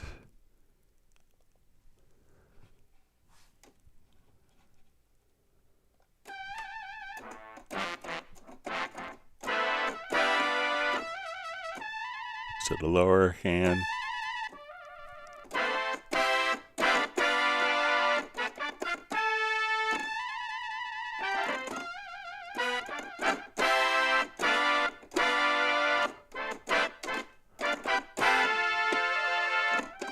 So the lower kind of left hand.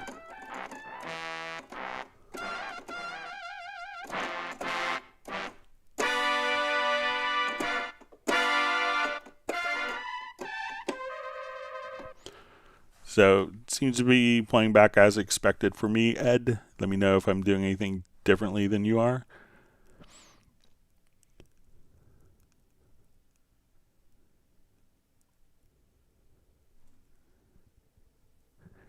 You see, Uno Momento is mentioning Sable Winters that they need to start making Christmas songs well in advance. Yeah, it's always, I've been in Nashville many times, like when it's like 105 degrees outside and everyone has their studios decorated in Christmas decorations because they're doing Christmas albums in July. So it's always funny. Kind of get into the Christmas spirit.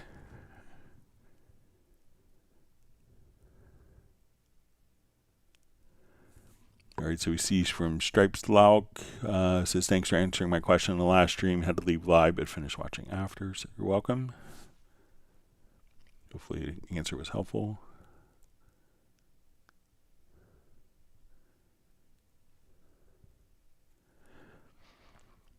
I see Tim K says, "I kind of think of Greg as our celebrity host. He knows everybody." So I've gotten to help people, and and I guess I know some people, but I'm sure, I'm just an Oompa Loompa in a world of Willy Wonkas. All right, so you see Raw Justice Hip Hop checking in from Capitol Heights, Maryland. Thanks for joining us. Hope you're well. Hope you had a good time at the water park in Arlington. All right, we see Best Korean Jesus is doing his best lurking skills. Thanks for joining and being part of the community today.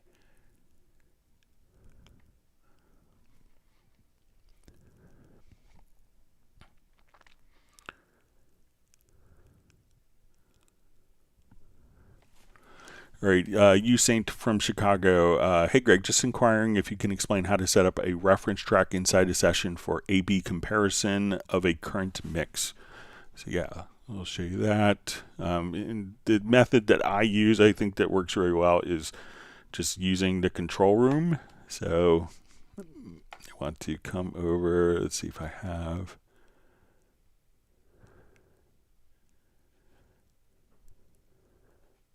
project I usually use for this. All right, let me just open it.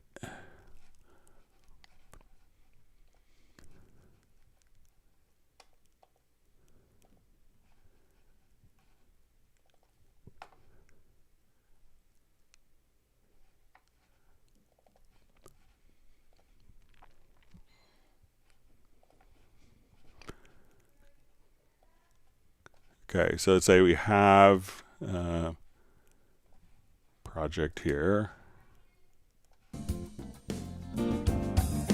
All right, and in this, let's say we want to use this as a reference file. So this is actually a mixdown file, but so I'm going to come over and go to your audio connections, and let's go to the control room, and we're going to add. Sorry, you may hear my next door neighbor just came over, running right above my office, so playing with my son, having fun. And we're going to add a Q mix or headphone mix or Q mix. All right. So I just labeled this one reference. All right. So what I'm going to do is to take the file that I want as a reference. So in a control room, now why we want to have a separate functionality for reference mixes is we want the ability to not have our reference mix playback through like our master chain processors. So let's say we have this particular file. I'm going to set it to output to no bus. All right. And then we're going to come over to the particular channel, and we're going to go to our Q sends, and I'm going to send it to the reference at 0 dB. And I'm going to just go ahead and do some really sacrilegious EQs to this particular track so we could hear it. All right, so now when we play back our track, this is my multi-track that's going through my control room.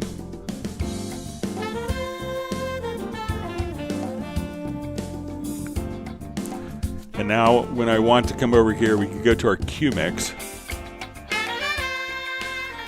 And now this is only playing back that reference track here with the nasty EQ.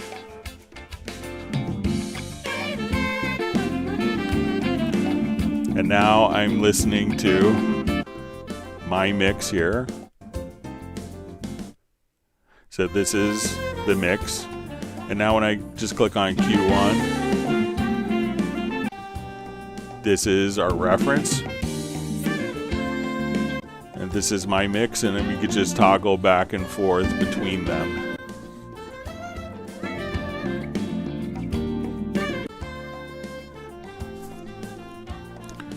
So if I wanted to go on my mix and put like a nasty flanger, just so we are totally sure that the two are independent. And so now in our mix we have that. We go to the reference mix.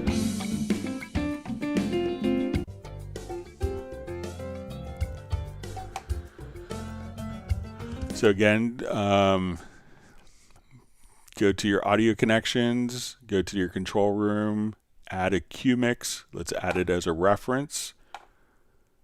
We're going to take that reference track, send it to no bus, but in its track we're going to come over and we're going to click on the Q sends here, send it out at 0 dB. So this way it's not going through any processing.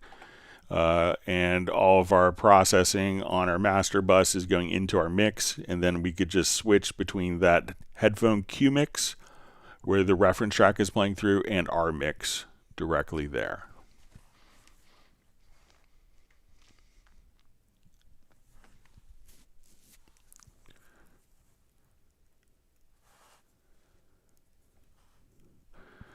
All right, so we see from Brian Sawyer, says Greg, it is a glitch after playing with it.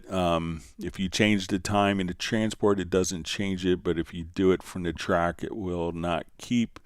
Could you get that fixed? Right, so let me just take a look at again this VST Live question.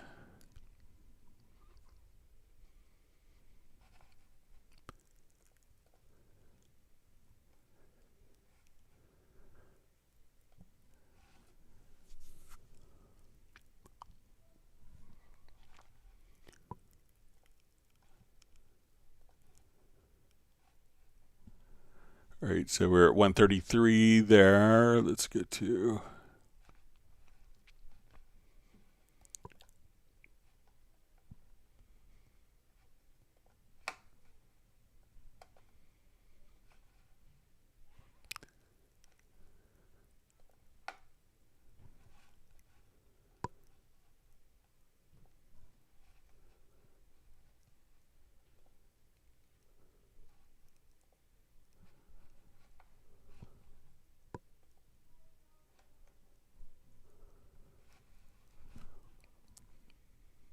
All right, so say song 1 is song 3. Let's make this 132. All right, it says...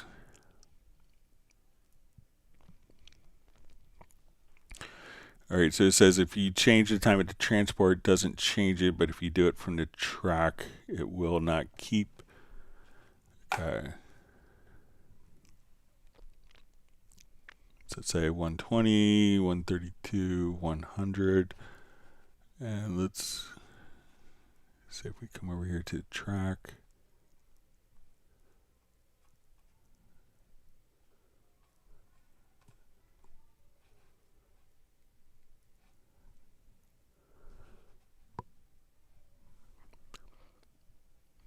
Okay, if you change it to transport, it doesn't change, but if you change it to track.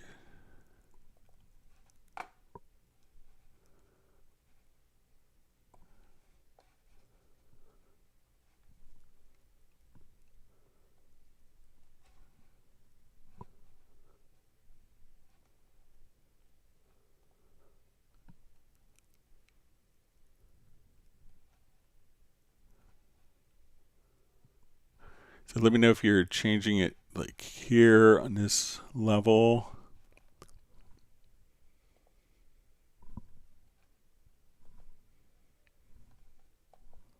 Or if you want to email me some screenshots, Brian, at clubcubase@steinberg.de, then I'd be happy to kind of take a look at it in more detail. I'll bring it to their attention.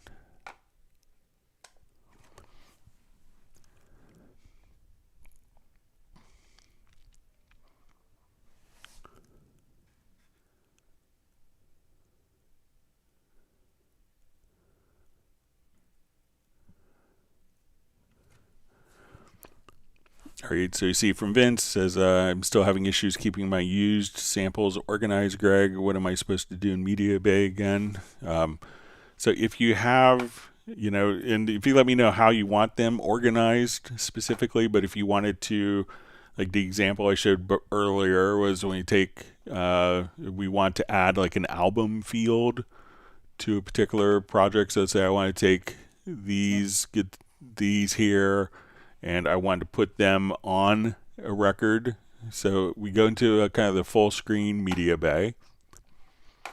And as we come over here, if you click on the plus symbol, we could activate other different like search criteria for like album, title track, or artist, stuff like that. So, and we could make up your own tags if you wanted to as well, if you just kind of and once we have this, we could say, okay, this is going to be on. So with these selected, I could just come over to like the album field and type in Fly V. So that's the album. So I know that these tracks were used on the Fly V album, and these tracks up here were not. But if there's like a specific thing that how you want it organized, let me know, and I could probably help you maybe a little better with that.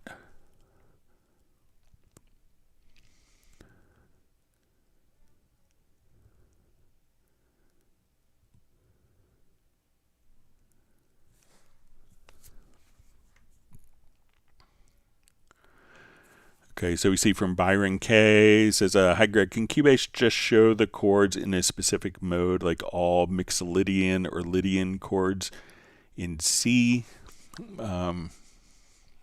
So I don't think it's going to be restricted to that way, but let's say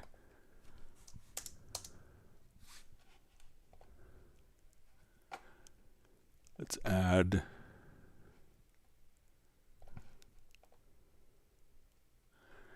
we could show you only the particular notes that are available in those. So let's say if we have a chord track, we could set up a scale.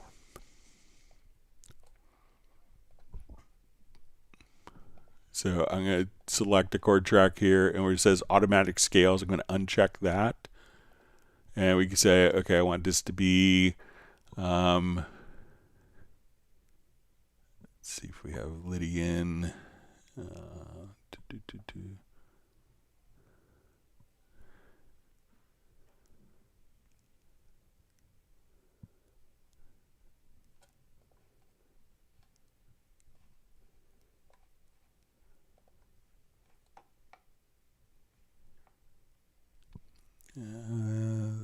I thought we would see Lydian in here, but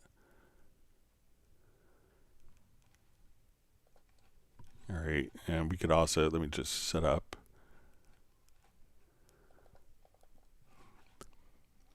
And see if we could do it from, so in the chord track, we could also use the editor scale. So let's say we want to only see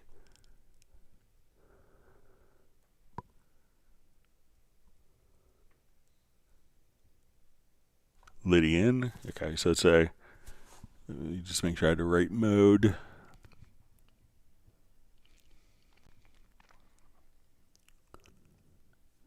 Okay, so let's say we want to only see Lydian. So now when we come over into our particular scale here, we could come over and we would see in the scale editor that we could do pitch visibility. All right, so let me just go ahead and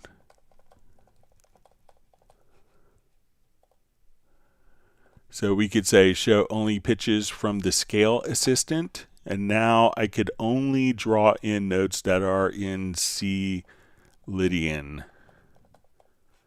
So once we go into, so it may not show you all the chords that are in C Lydian, but you could, take any, if you wanted to always be within a particular mode, you could set open up a MIDI event, go to the scale assistant. We can say use the editor scale. So we'll see the editor scale here, C, and then choose Lydian.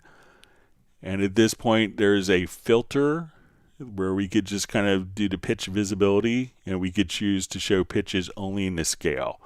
So now any 3 notes that we play here can automatically those would only be in this available to draw in. Let me see if there's a way to let's see if we could do anything in the input transformer as well. Say types is equal to note, and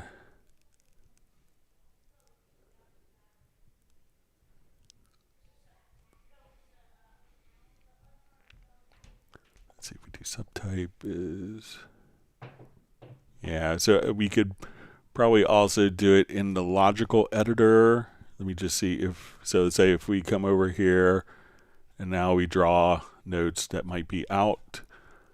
Let's see if we go to the logical editor, and we could say transform type is equal to note, pitch is, let's see if we could set it to a particular scale.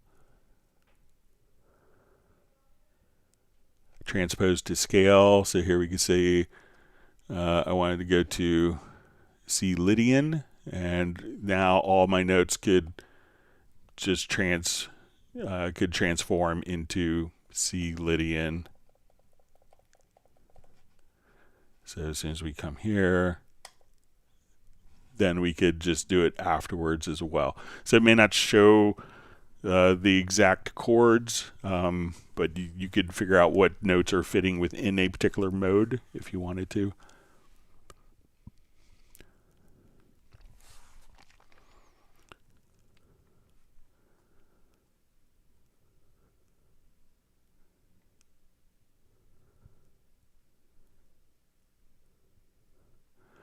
All right, so we have Woo Productions sending greetings from Belgium. Thanks for joining us today or tonight.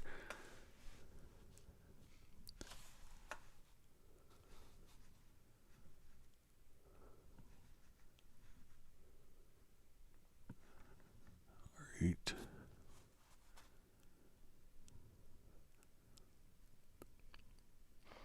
All right, so we have Mark Rabin, normally in Montana, who's in North Carolina, and Stella's in Montana. But we'll give Stella a big virtual woof to Mark's dog, so when you play back at home, Stella can hear. Hope you're having a nice time in North Carolina.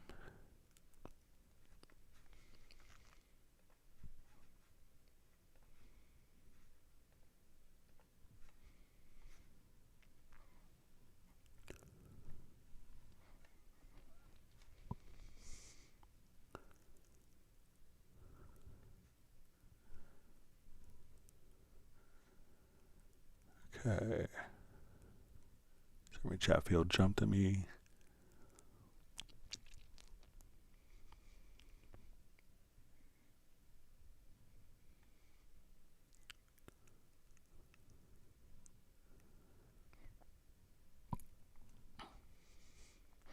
Okay, question from Anthony Clark. Hi, Greg. When using the range tool in an audio event and reduce the gain by X amount, how do you copy it and paste it to the same event? I tried Alt, but it cuts the event.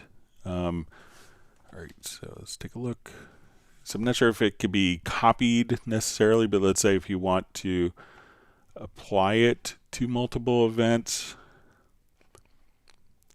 So if we come here, we could just, let's see if we could adjust the clip gain on multiple clips simultaneously. So we could do it like that.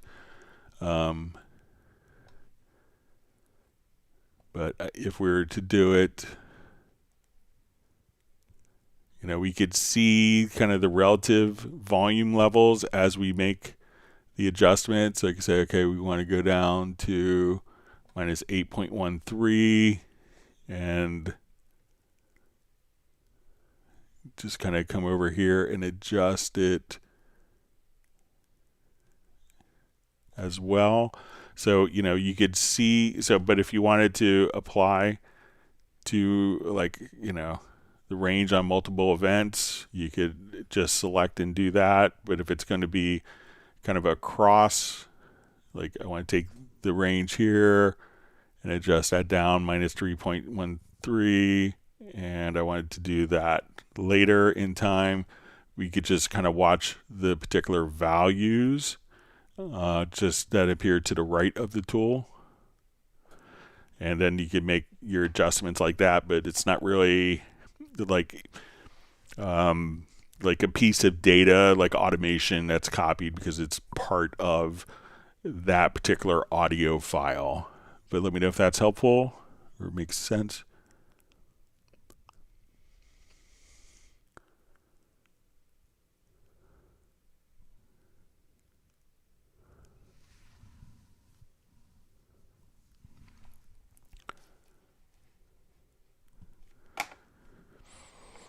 All right. Let me see.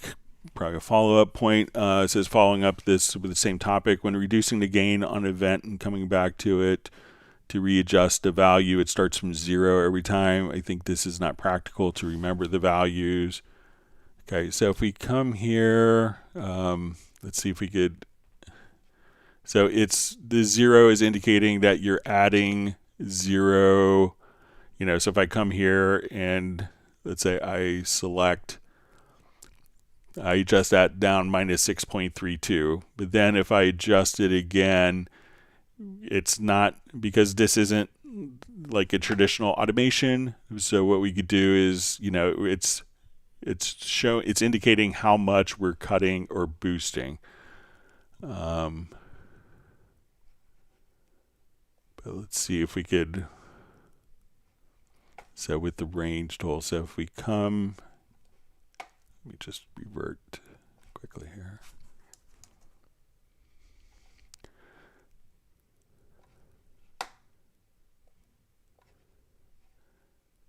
All right, so if we kind of do this, let's say if we split,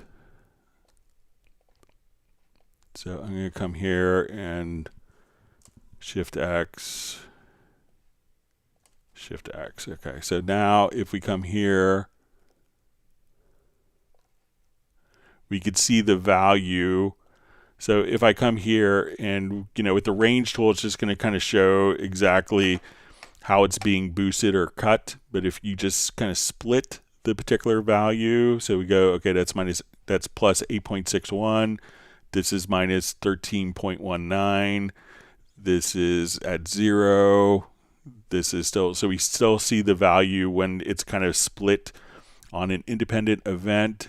But if we come here where we're just kind of doing the clip gain within a particular event, when we go back to adjust, it's automatically, it's going to show you how it's changing from where it was. But when we, let's see if there's any way to determine what that is. But if you, really needed to do it, just come here, split, and then you could just adjust again, and then those settings will always be recalled in the lower left-hand corner.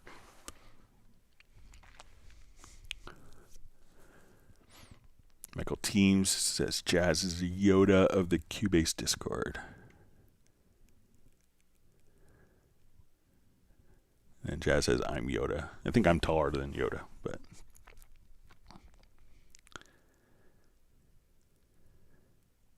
Jazz is a smart guy.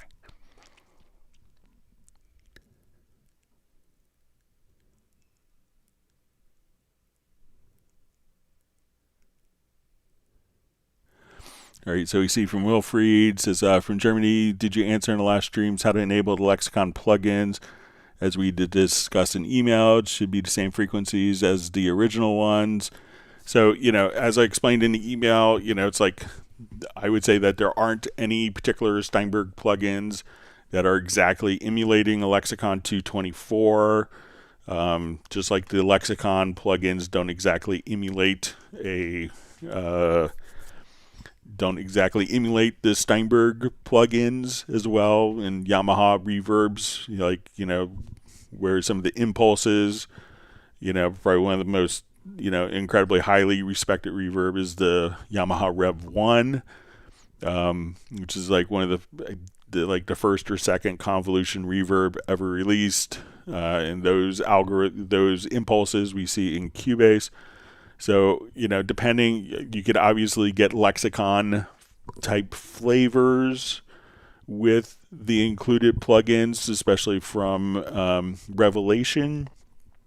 But I wouldn't say it's going to be, or it's intended to be, an exact replica of a Lexicon 224. There are companies that do emulations of it. Whether it is exactly the same can be questionable, because no one is probably emulating the conversion stage of digital reverbs from the 80s accurately and trying to make the converters exactly the same that are available today, because different kind of class and quality of converters that are available now versus then. Some of that may be what people cherish about those older reverbs. So I would say that there's nothing that's going to give you a direct one-to-one comparison that's included with Steinberg. You could try some of the plugins. Universal Audio has a 224 plugin, as does, I think Relab is doing the 480L, which is very similar in concept. And I think Native Instruments may have like a 480 or 224 type reverb as well. or just get the Lexicon plugins. So were recently just upgraded to VST3, and those would probably be the closest because those are the actual algorithms. So.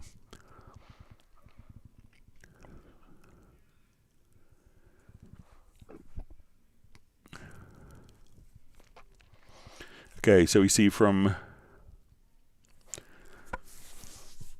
Ross. Let me clear my throat. Who asks, I always struggle to match the project to the imported song's tempo. Please help. So if we have a song,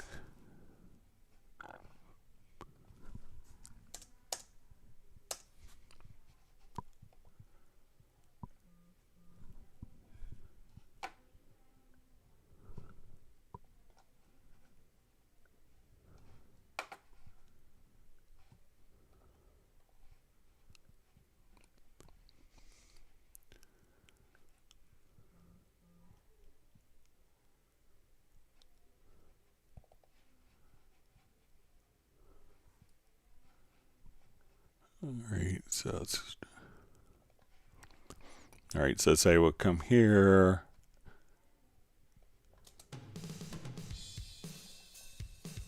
All right, we turn on our click.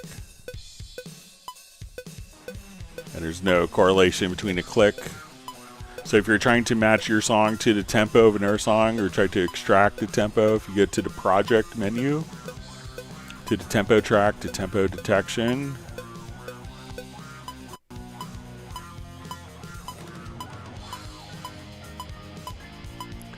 and then you might have to do like offbeat corrections. So you could do just tempo detection of existing files. So again, if you're trying to extract the tempo of a recording, just kind of come, after importing a file, just come over.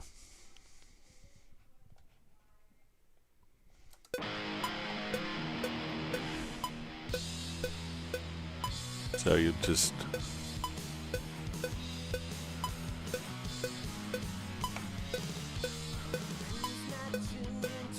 So again, tempo detection.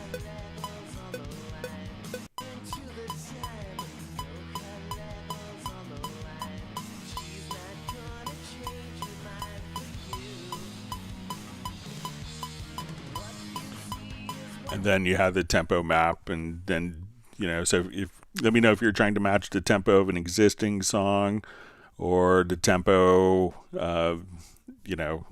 exactly. So if you're trying to match a song tempo to a tempo of another song, or if you have a tempo that's not aligning to a particular track, select the drums or something like that and do a tempo detection, then you could create a tempo track. Okay, so we see from Wilfried, so it says about the lexicons, so it's series 224, 480, and 300 lexicon hardware. So yeah, those three units do sound very different from each other. But, probably the closest source you could get to it, I would just go for the lexicon plugins. They've recently updated them. So they probably still work in VST2, but they had recently brought out VST3. So when a lot of people had written the plugins off, but those are just incredible reverb plugins. So you'll like, so check out the actual lexicon plugins. For the 480, you're going to have, check out the Relabs is doing a 480 emulation that a lot of people like.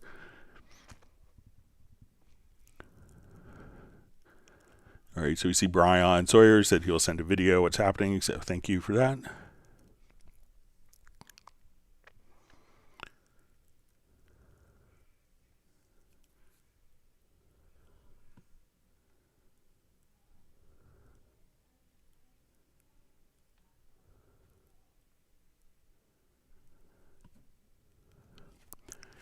Just see a further comment from Russ. Just says, I feel like I never really get my head around a Cubase and its tempo, music mode, logic, no doubt, is its user error. So, think about, like, if we if we want to do a tempo detection of a file, we don't want it in musical mode because we want the tempo we want this, musical mode is when we want a file to switch and follow the tempo changes.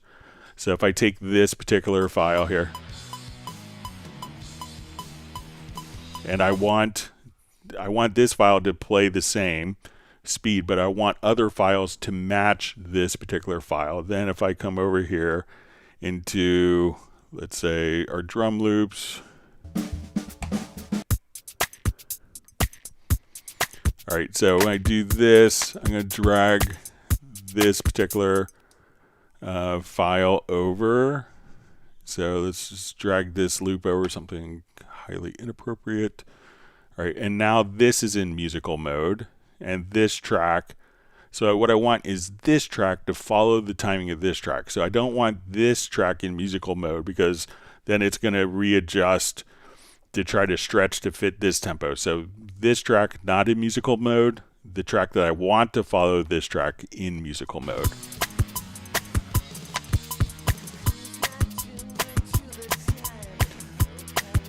So now this drum loop is speeding up and slowing down to match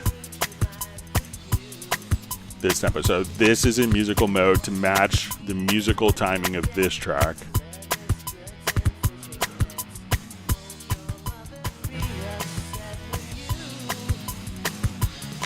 So now you're a remix genius when you do this.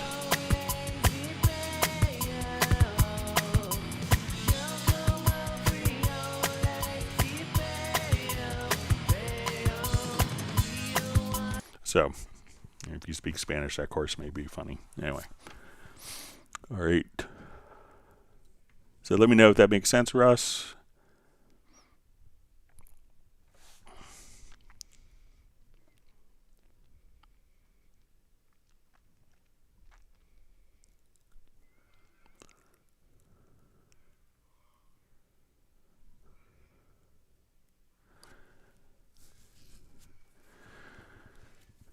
So we see from Daniel Solomon, says, "Hi, dear Greg, and thanks. I wonder if you had a chance to follow up on a question I asked last week about Contact 8 causing crashes in Cubase 14. I was wondering if you had a chance to look into this issue." So if you want to send me like a crash dump or like a visual, the name of the crash, I could look into it. I didn't look into it. But I'd be happy to. If you want to email that to me at clubcubase@steinberg.de.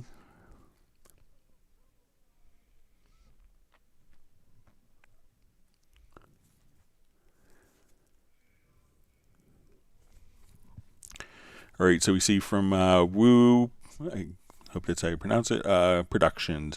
I have a tempo track that changes time signature. The metronome follows, and the metronome follows. I want the metronome divide the beat into eighth notes. If I change the metronome, the tempo track changes. All right, so let's say I'll just come over here. Let's just listen to this and say.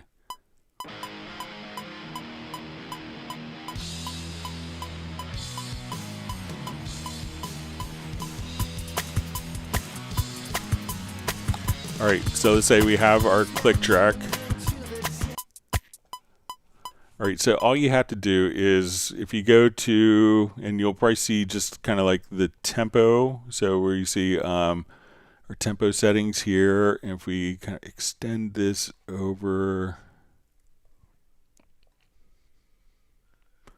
you'll see a click pattern. So I'm going to just put this into 4/4 time here. Okay, so let's say.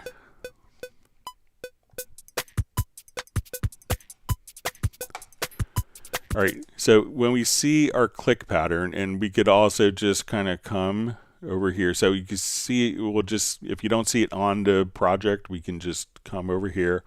Or if you have a signature track in the song, I could select the signature, and now we could see our click pattern in the info line. So if I want my click pattern to be eighth notes, all I have to do is double click on the click pattern, and you'll have presets. So we can say double tempo.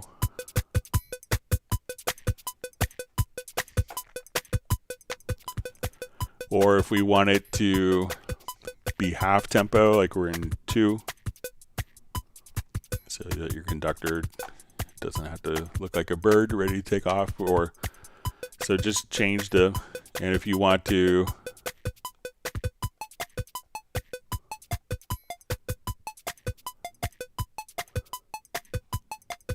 you could have different pitches on different, or skip different pulses as well. So then you're not changing the tempo. What you're doing is just changing the click pattern that it plays. So you can see it in the project window. You may have to kind of grab this little line over here and just expose that, or select, add a signature track, and then select the signature, and you could say, okay, I want, we'll go to 4/4, and this I want it to be in 4/4 on quarter note pulses, and now I want this to go back to eighth notes. So just choose double time preset. So we say we have our double time.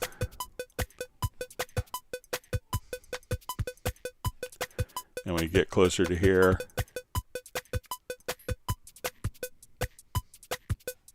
and we get closer to here.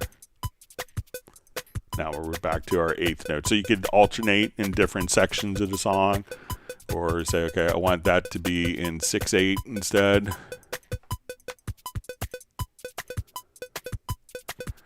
So that way we're not changing the metronome, we're not changing the tempo, we're just changing the patterns that the click track is playing.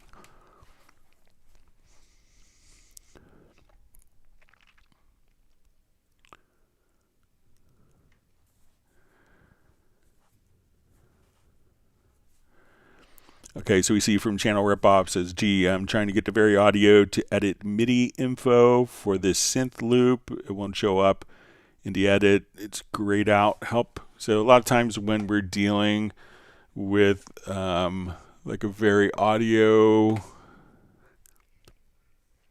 just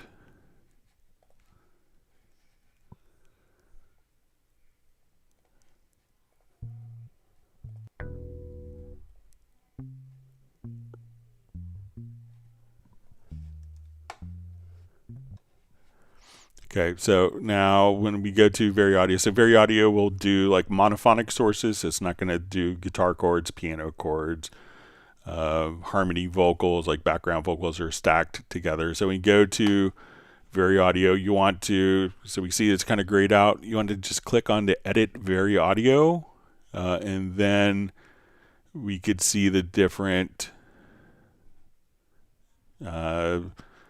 segment editing right there. So you just want to, make sure that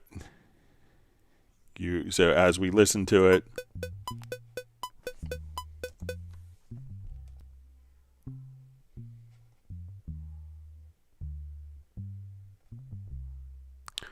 so it may be grayed out if you're in the editor, and like if you switch tools. So if we come over here, we could just say if we switch tools, then it gets grayed out, but just click on the Edit Very Audio, and from there, then it will be editable at that point. Let me know if that's helpful for you.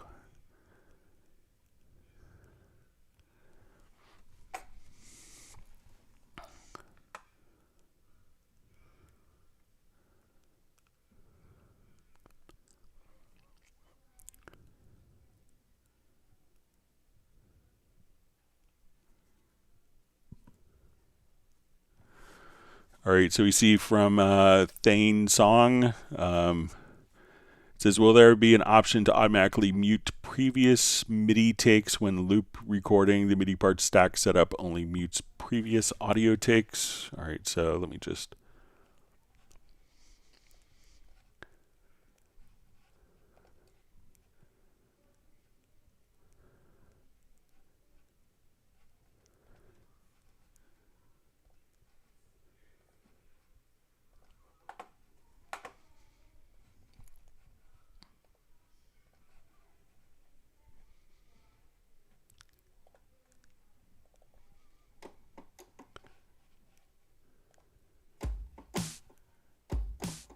All right, so let's just put this in a quick loop.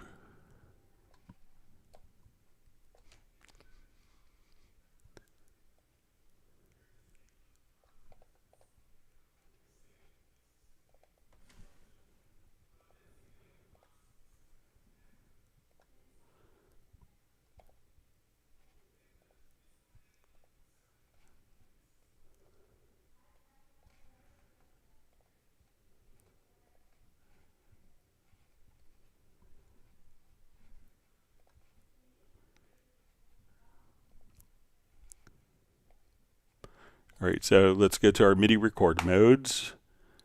Then I think if we just keep, let's do it in like cycled MIDI recording. So let's come over here, let's activate cycle.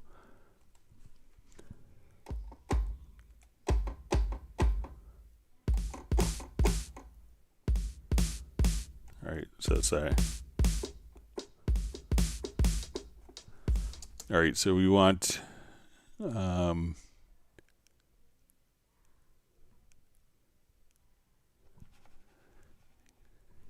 right, so let's see if I set this.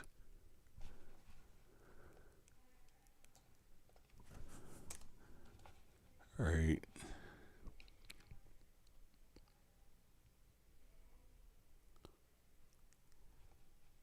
So I think if we set it to stacked, let me see if this does it.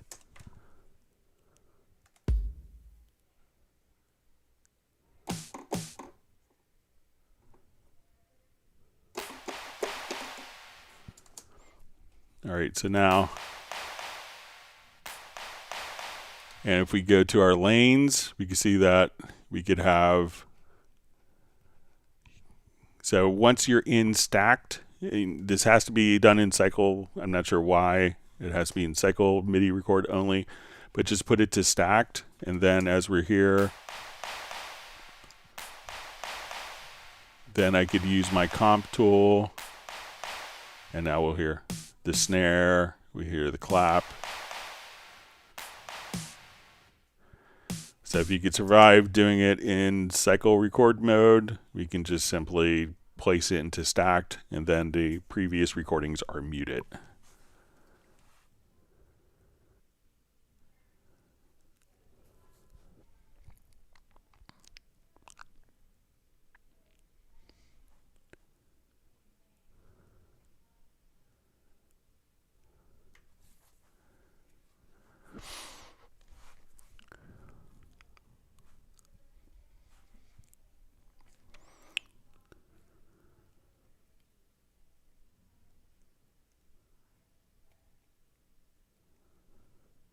All right.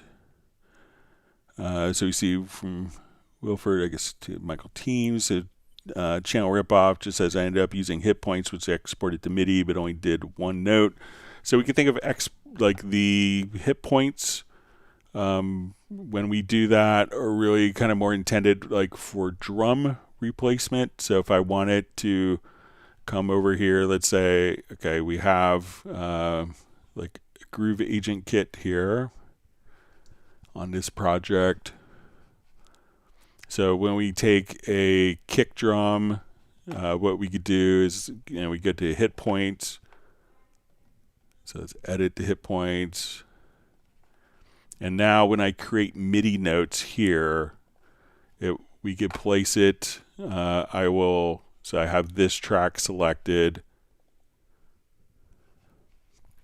So we'll say MIDI notes. We're going to put it onto the first selected track. And I want this to be, let's say, C1.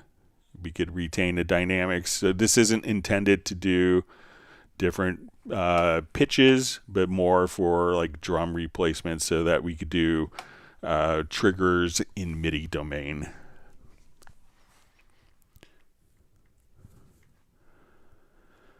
All right, so we see Byron K says, thanks, Greg.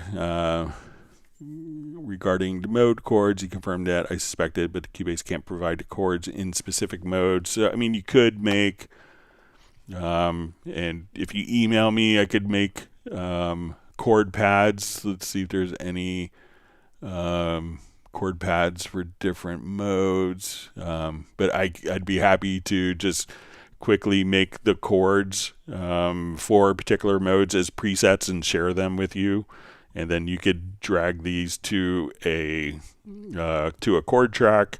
You could then have that chord track as the basis for other chords. So if you send me an email over the weekend, I'd be happy to make different the different chords for different modes for you. And then you could just say, okay, I want to be in C major and just I want to go to F mixolydian, D mixolydian, and you could transpose those. So if you want to email me at clubcubase@steinberg.de, I'd be happy to share those presets with you.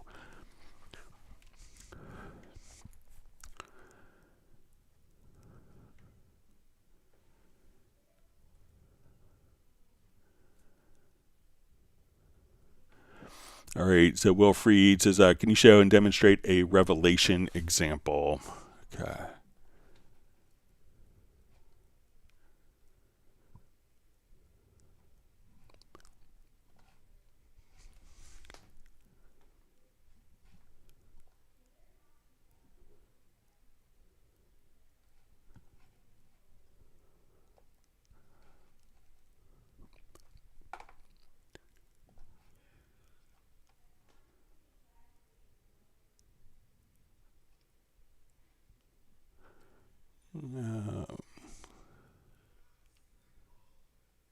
Find something I can play.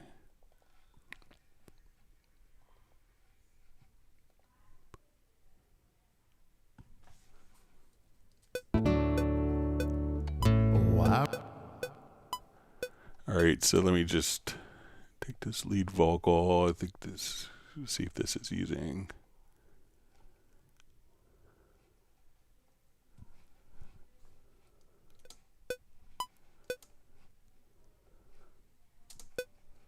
Do you recall the day we first met? That was a long, long time ago. All right, so let me just. It was 7th grade in the school parking lot, waiting on our yellow coach to ferry us home. You looked my way and your heart shone through. It caught my breath while you called me to. Well, even now I'm so in love with you, just like a long, long time ago. Oh, I remember the day that we wed. Seems like a long, long time ago. I'll just take the delay off. And our first kiss, there was no regret. Right after that Garth Brooks show, you told your daddy and he called.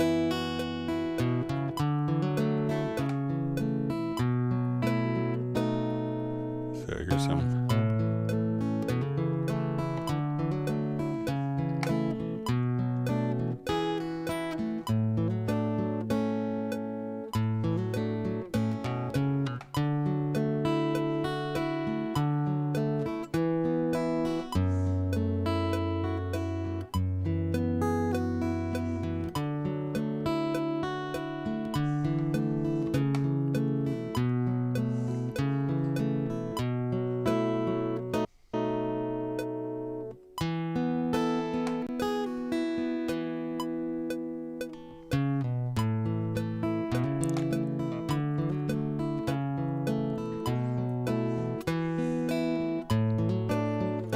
Just add a blank here. Just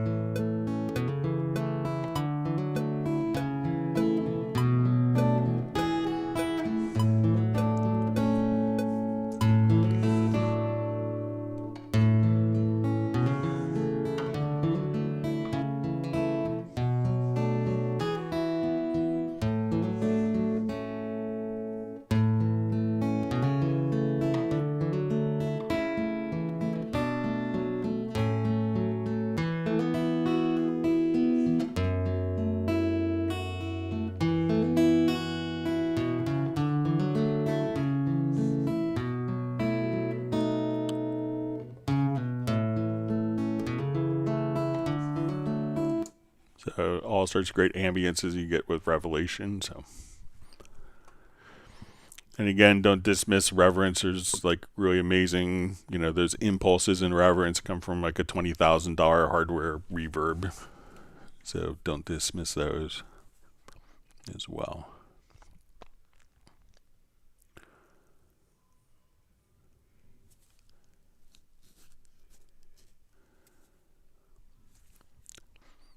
All right, so we see from Alfred G. Pogo, how do you turn a MIDI track into an audio track? All right, so let's say I have a MIDI track here. So there's a couple different ways. So let's say we'll just solo this here.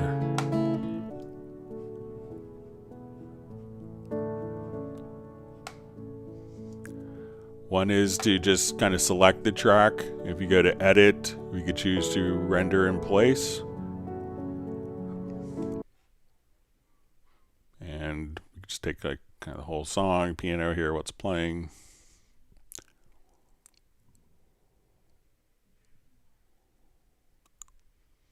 And now,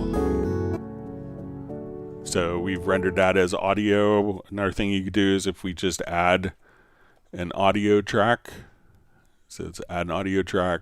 We'll set its input from our VST, our track instrument. So we'll say, okay, let's grab the piano.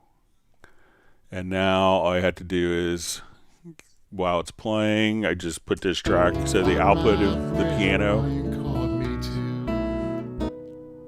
is being captured in real time. So we could record. So most people would render in place. You could also just, which is going to be faster than real time. If you want to capture it in real time, we could just set the track instrument as the audio input and just hit record. So pretty easy. So most people, I think, tend to do render in place because once it's there, then it's faster than real time, and you could still, easily go back and have the parts automatically muted. So when you come, you could go back and edit the MIDI if needed.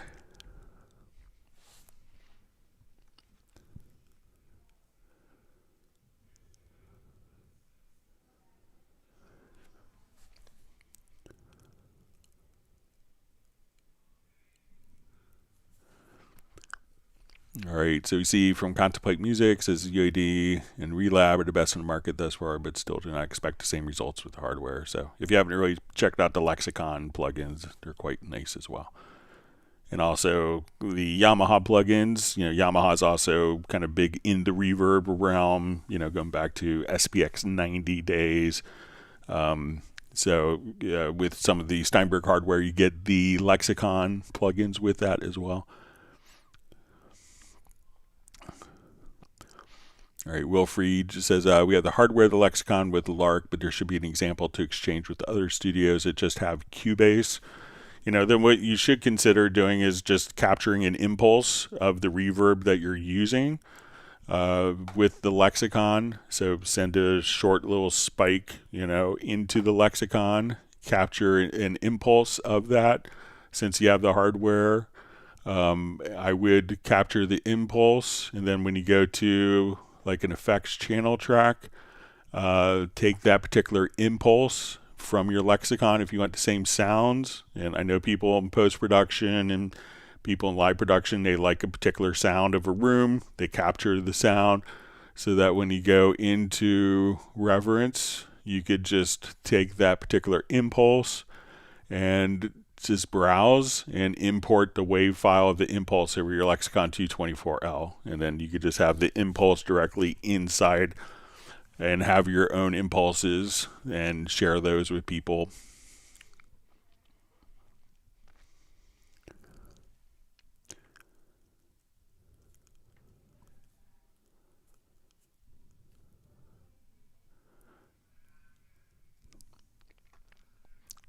All right.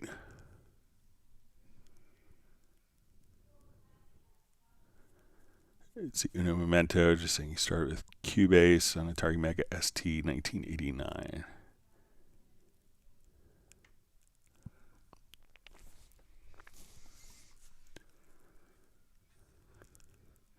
All right, so we see George checking in from Germany. See Nicholas Astrom just says genius. Probably someone else. All right.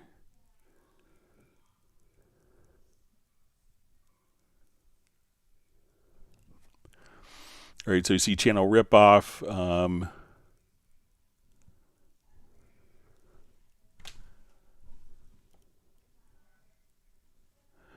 Just says it says in very audio, no note detection detected. I'm just trying to get the MIDI notes from the synth loop, so I could try to reuse it with a different sound. Yeah, so realize that very audio is going to be primarily for vocal stuff. So depending on, that's what the algorithm is really designed to do. And if it's playing chords at all, it's not going to be able to break apart the chords. All right.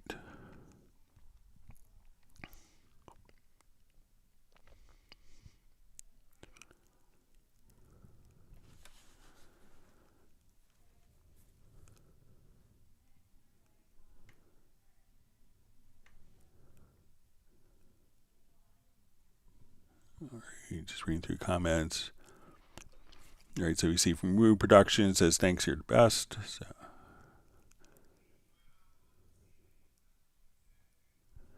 All right, so you see channel ripoff says I had it in stereo track, that's why it did not work. Needs to be in mono. Thanks, Greg. I got it. Plus, I learned some cool stuff with the hit points and made some cool stuff with that. All right. Uno Memento says, hey, we got 100 likers. It is the minimum. All right. Thanks for the 100 likes. And John Costigan wants to know if everyone has hit the like button today. All right. We see Phil Bartlett. Saw you on Facebook that you're going to get up early to catch a live stream from Australia. Thanks for joining us. It says updated Cubase 14 and cannot get any audio output from anything in the media bay. I've tried everything I've seen on YouTube. When I open up Cubase 13, it all works fine. Thanks, Phil. All right. Thanks for joining us so early. Glad you're able to make the live stream. So a lot of times, let me know if you go to the audio connections and if you have the control room. So generally I go to the control room and then I have let's say I'll just come over here to my speakers. So sometimes when there's items that don't necessarily have like a home yet in an audio routing, it could get routed through the listen bus. So now when I come over to my different loops and we want to listen to our loops, we can just so you may need to do to come over to, if you don't have the control room activated, and this may seem counterintuitive, but you may have to come over and have your stereo outs here but not connected. Now if you're just using your stereo outs, what you can do is right click and then try using set MR8, set your stereo out bus here as main mix. But generally, if you go through the control room, that should work. So let me know if you're activating and using the control room or not. And thanks for joining the live stream.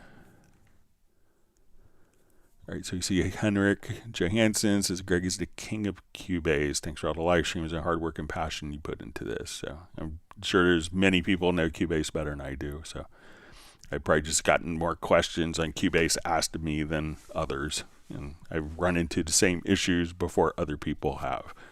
But thank you for the kind words. It means a lot.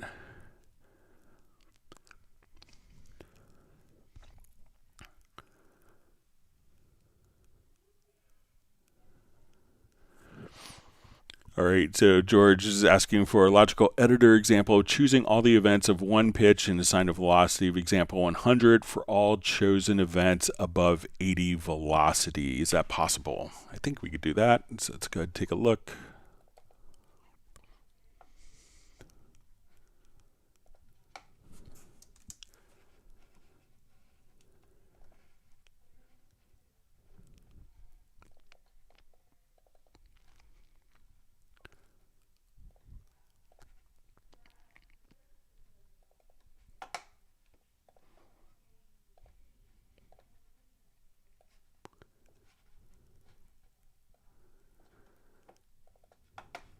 All right, so let's come over here.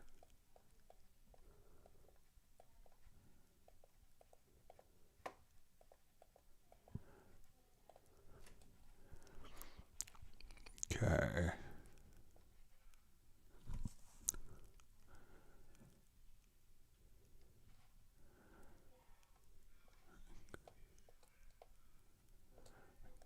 Okay, so let me just...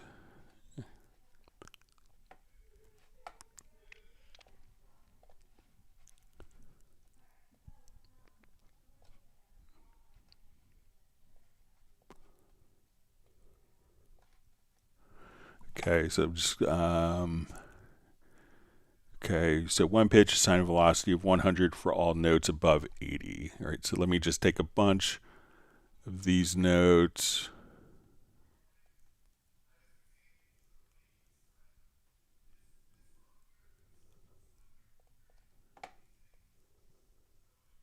And you want it to be a fixed value of 100. Just reread.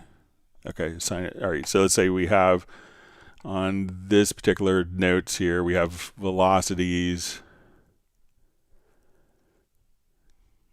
like 87. We'll have some in the 60s.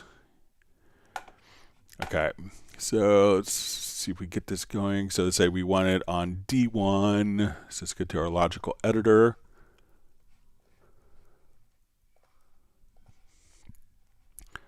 So we want to transform.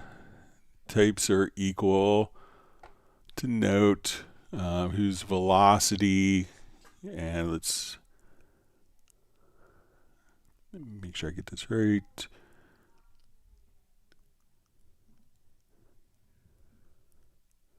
Okay, so the velocity is bigger than 80.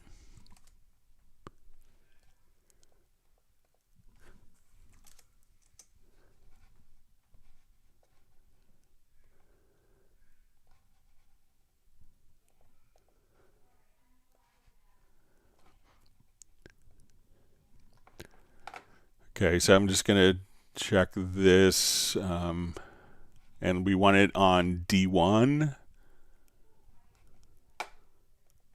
So I think we could probably even just start with subtype is equal to D1. And the velocity is bigger than 80.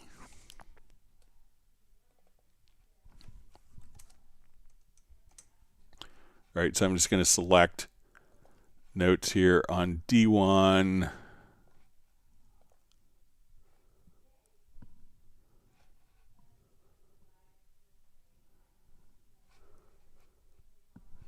All right, and let me just look at this in the drum editor.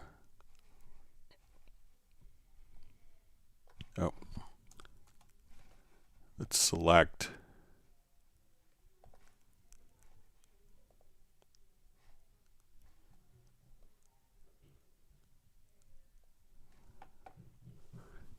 All right.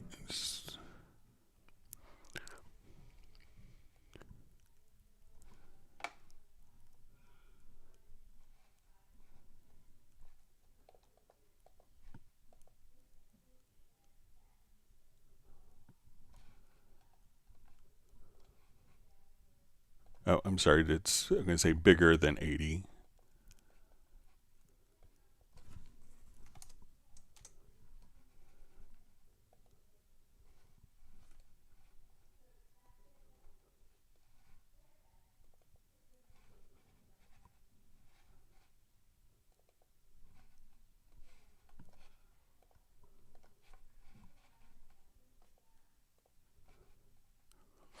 Okay, so sorry, my window's jumping around. All right, so we could select all the notes that have a velocity bigger than 80. Okay, and now what we want to do is we're going to transform these, and we're going to set their velocity to a fixed value of 100.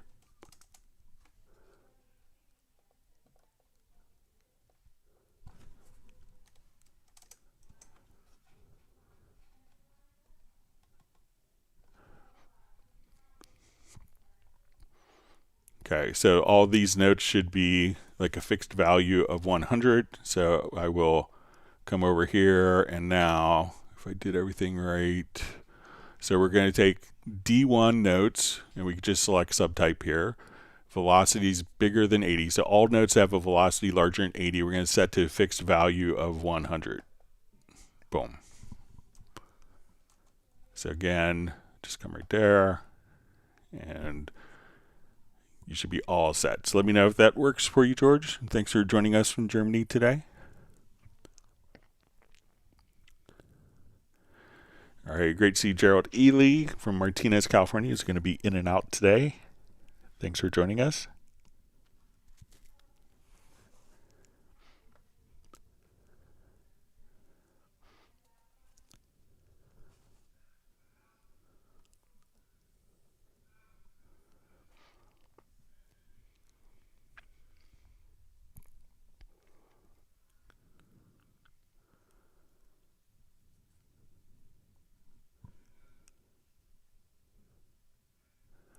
Gerald Ely is just saying he loves Reverence Reverb plugin. Sorry, my chat field just jumped.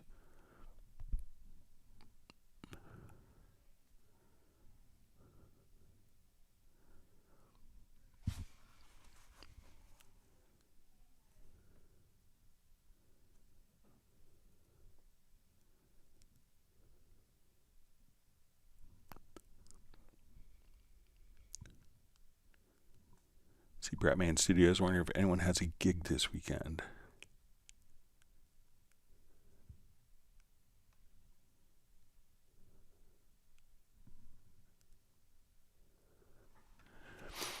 All right, so Contemplate Music says, Greg, I am too young to remember the Roland MK2 Mark II, where you save a MIDI song on it to be transferable. You had to use exclusive mode when loaded up in the Cubase into the whole song in one track. How can I separate the instruments per MIDI channel? So if you have, if it's, I remember working with the Rolands Mark II. So if you have a MIDI file and MIDI files from hardware sequencers for live performance are often, there's two different types of MIDI files. There's type 0 and type 1. And type 0 MIDI files are all on the same particular MIDI channel, or it's one track where multiple channels are playing on type 0 MIDI files. And type 1, they're split automatically. So if you get a particular file, so let's say some of these notes, I'll switch to channel 2. I'll switch some to channel 3.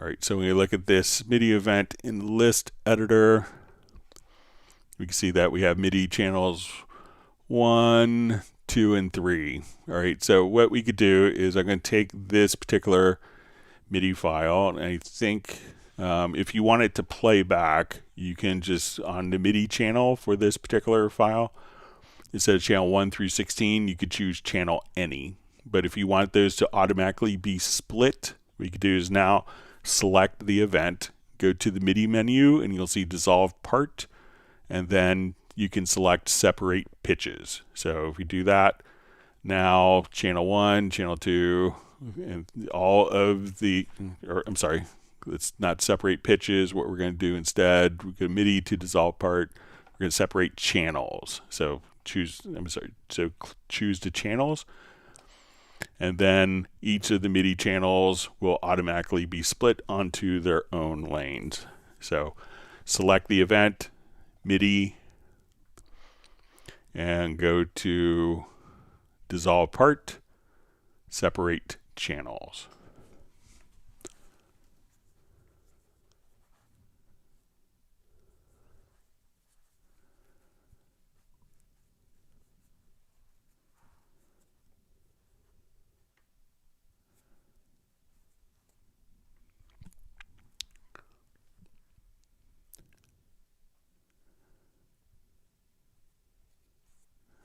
All right, so we see from Uno Memento, just says, question, can I manually change the track color to a specific shade?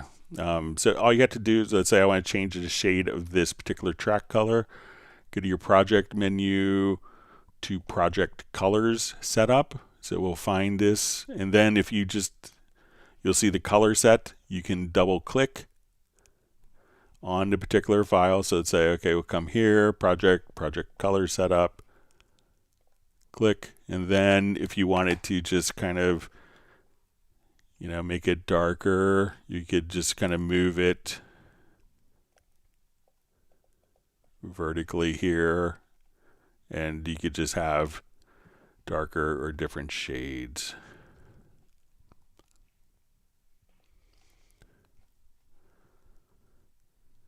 So let me know if that's helpful.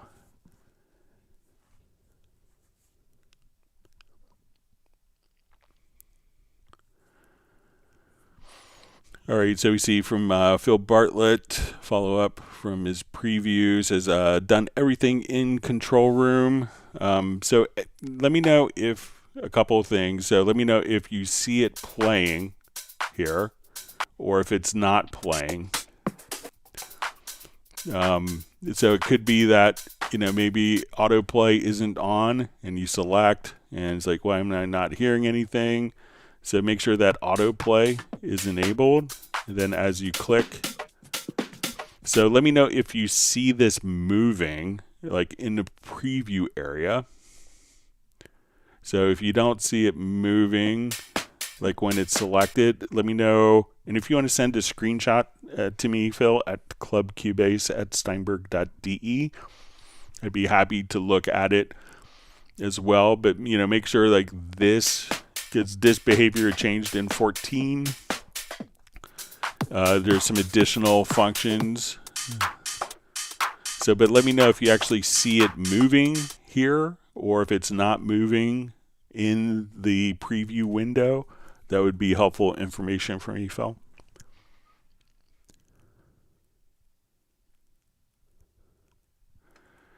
Then I see it says when I don't use control room, it works fine. So yeah, if you want to send a picture of this, and also if you want to send a picture of your control room setup, like your audio connections to your control room here, and I'd be happy to take a look at it for you. Again, send it to clubcubase@steinberg.de.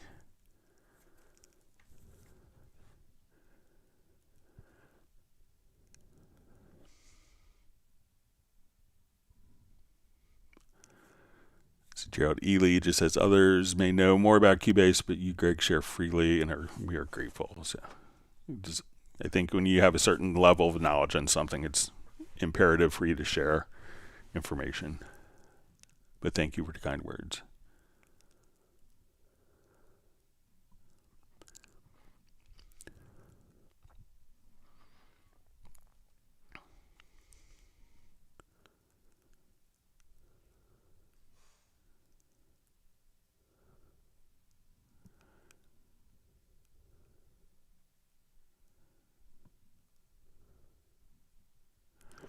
And one other thing, Phil, is just to make sure like this volume here, the preview volume, make sure that's up. It's something that could be missed also with that.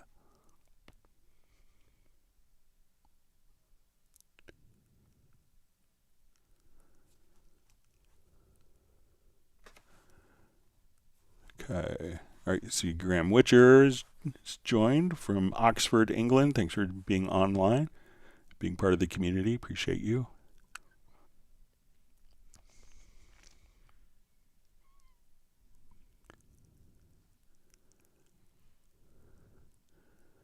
Okay, so we see from George says that works like a charm. Thanks so much, Greg. I'll modify the script and it's guaranteed to save me hours of editing. This works for selected events, right? And I can select more than one. Yeah. Yep. So definitely work for. Yeah. So it will definitely work for more events. A logical editor preset will go for everything that's selected. Sounds like you have a MIDI drum that was played in from a MIDI drum set that you're editing. Let me know if my guess is right.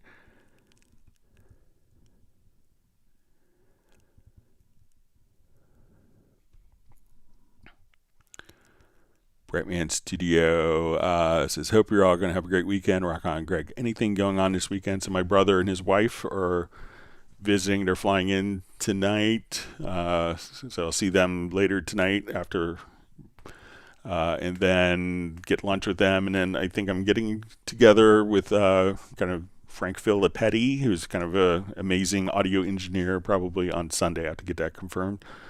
But Frank's in town visiting his daughter in Washington, D.C., so we're going to try to get together for a coffee or a quick meal. So, and Frank's done amazing work. He's worked with everyone. So going back to, You Want to Know What Love Is by Foreigner, to James Taylor, to Mariah Carey, to Korn, to everyone, to Elton John, and, just all who's who. So looking forward to catching up with my friend Frank. Great guy.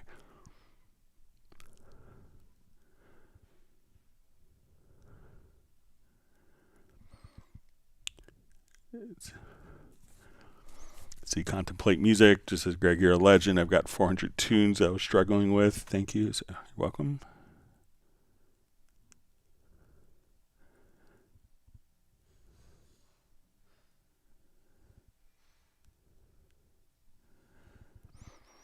All right. So, Phil Bartlett, I see you say that it is playing. Let's just make sure, like, the control room. Let me just see if there's any. So if we go to the control room settings here, it's not.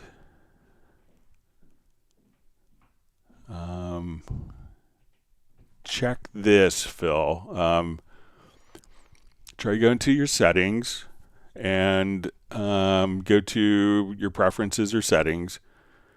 Go to control room and make sure that you don't have this checked. Use phones channel as preview channel. Make sure that that is unchecked and see if that's it. Because if you're doing something like a Dolby Atmos with binaural monitoring, you need to check this. So it could be, if you have the phones, that the preview is being routed to the phones channel as opposed to the normal control room outputs. So once again, go to your preferences, to VST, to control room, and make sure that use phones channel as preview channel is unchecked.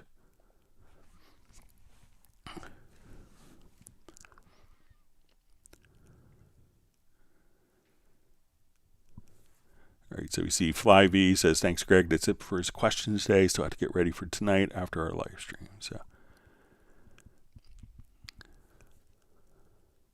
All right, so we see Mark Raven just says, got to run, all the love all around, make more music, play from your heart.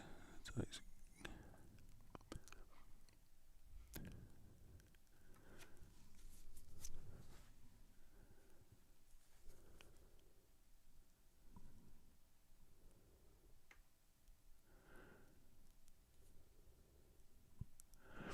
all right, so we see from Anthony Clark, just says, thanks, Greg. Hopefully they'll add editing value on the event without split and copy and paste, similar a bit to Pro Tools. Question, is there a key command for duplicate one bar of automation multiple times? All right, so let's come over here. Let's say we have one bar of automation.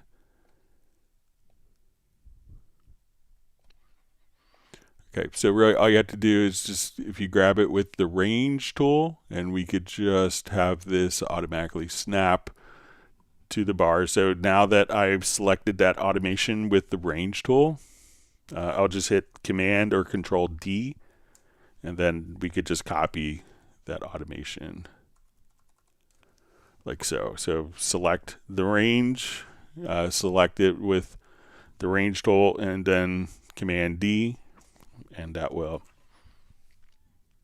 duplicate that selected range of automation.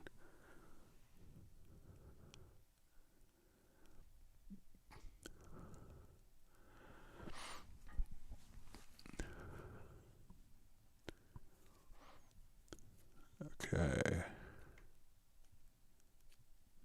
All right, we see that Michael Teens has had 2 new calves today.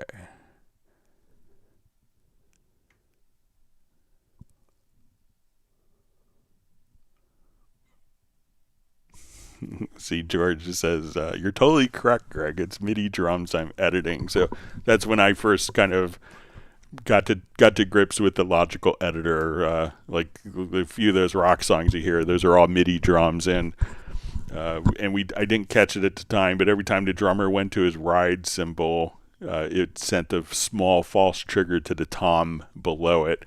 So I had to go through, so I came up with a logical editor to delete all velocities on this pitch below a certain velocity, or delete all notes below a certain velocity. So.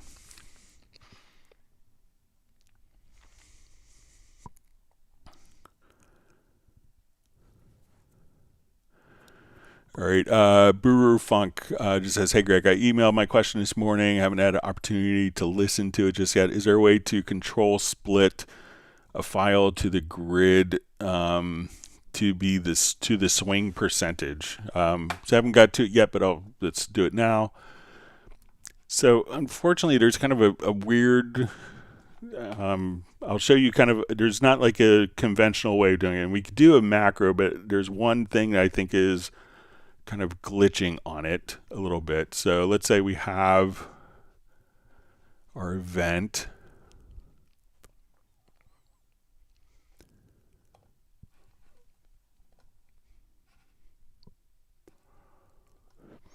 So we could do it through kind of like a macro. So let's say I go to, so one of the things that we could do, and there's one function that's not quite behaving, and I'm going to send a report on it today, or I don't understand the logic of it. So I'm going to go to my quantize. So let's say I just have, so there's not a way, the grid is kind of to the grid, but if I set my quantize, let's say I do 16th notes with a heavy swing here. So let's just do like 90% swing. Okay. One of the things that you can do is, and if it's unfortunately it's not working, the function works with a key command, but not when triggered, I found. So what we could do is I'm going to use and I set my grid here to use the quantized value. And the quantized value I have set to like a 16th with a swing and 90%. Now what I could do is I'm going to hold down the command or control key, plus I'm using the plus sign. We're going to nudge to the right. And then I could just kind of come over here, split. So if I have one single note here, split.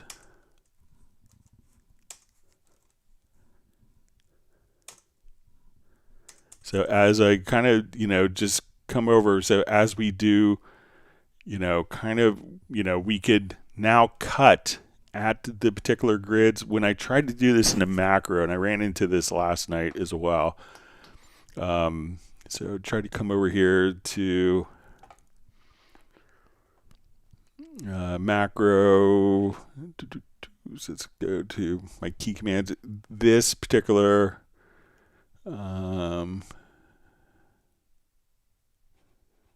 I tried to do the nudge.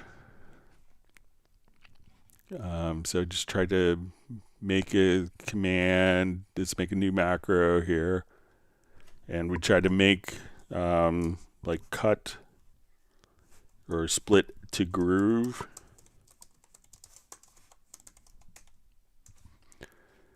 And when we do this, we would actually see, so if I go nudge,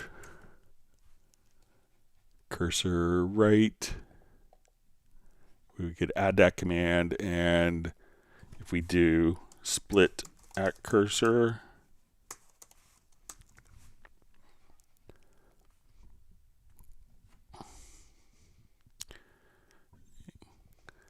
and we can add that command. So when I kind of do it this way, when it seems to be triggered from a keyboard shortcut or like a macro or MIDI remote, it seems like it doesn't nudge to the quantized value. So when I come over here and I nudge with just the keyboard shortcut, that it's actually, we're nudging based on that groove of the grid. But when I take that same command and do it through the macro, I'll try it one more time here, that we say split to groove. It's only kind of, it only kind of moves in intervals of a half note. So it's not kind of doing it, but if you just kind of come over here and we choose to, you know, nudge using the quantized value and then split,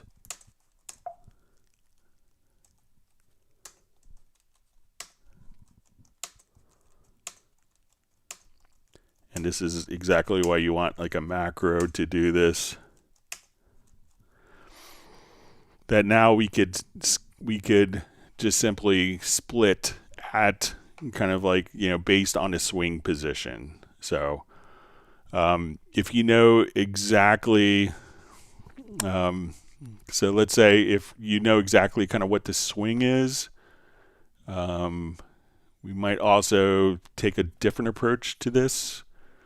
So let's say if I do a project, let's see if I can do like a project logical editor.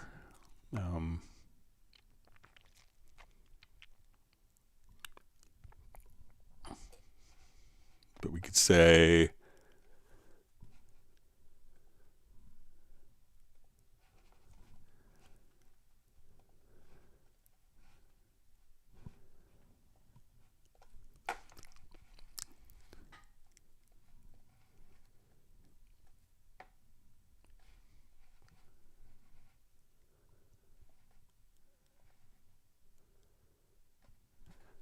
all right, let's see if we could do it this way. So say we want to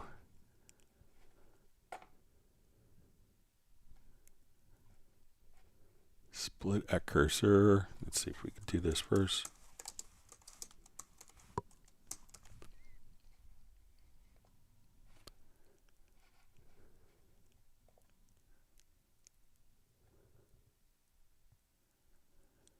Yeah, I don't think I could get it to advance. So I think that there isn't kind of an automated way. I'll reach out to see if we can get that one thing.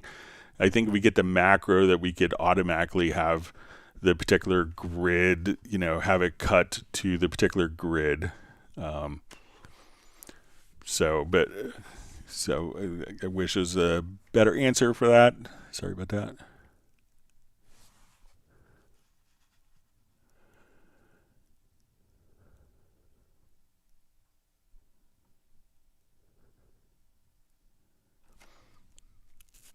All right.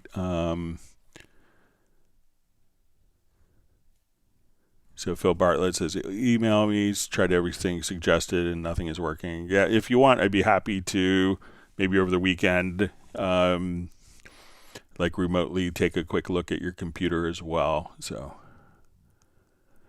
all right, so we see Rick saying, looking forward to the coming Zoom to see who combed their hair for the meetup. All right. All right, we see Valve is checked in. All right, so it says, can we use MPE to have attack and release LFO different on different notes in the sampler track?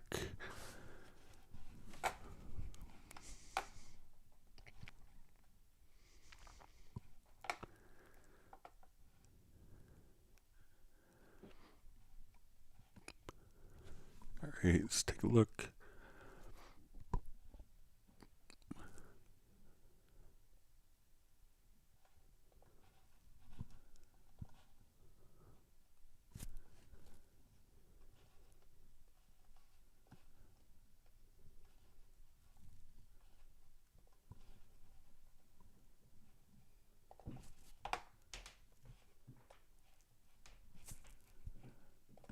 All right.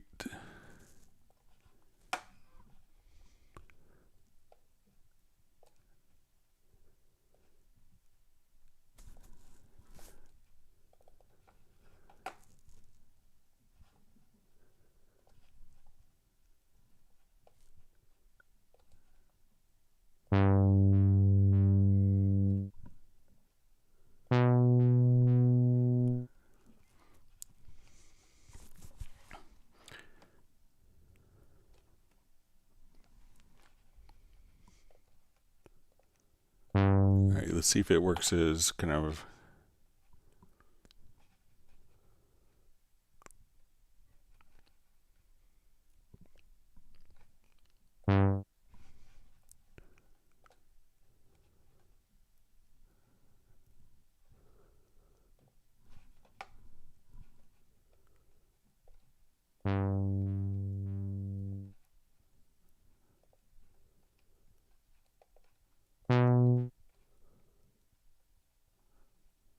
All right, let's just see if this works.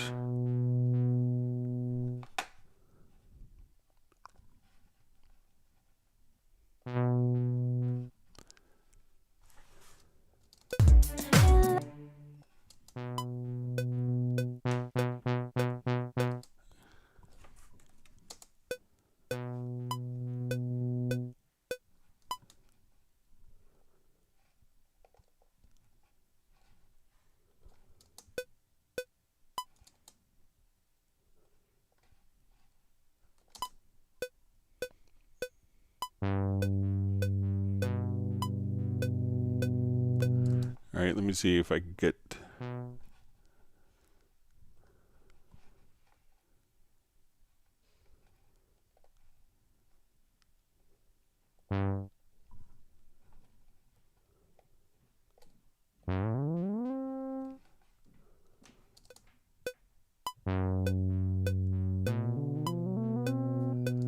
All right, so we're getting that to work. So let's see if we have.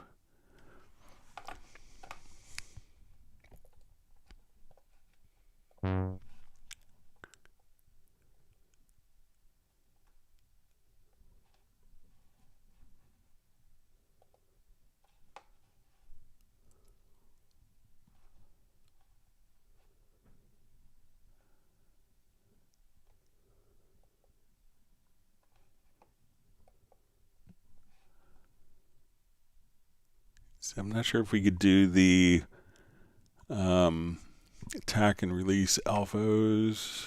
Let me just. I may have to play around with that a little bit, Val, but we can do some. But if you could let me know exactly what you want to do. So I'm not sure if the attack and release will work, but I could maybe spend some time on it over the weekend. All right, Bratman Studio just says, hey, Greg, maybe we should have a Zoom where everyone presents a tune or music to see what we're all working on. It's a great idea. Maybe everyone, we could have a time when everyone could share some music. That sounds like a great idea.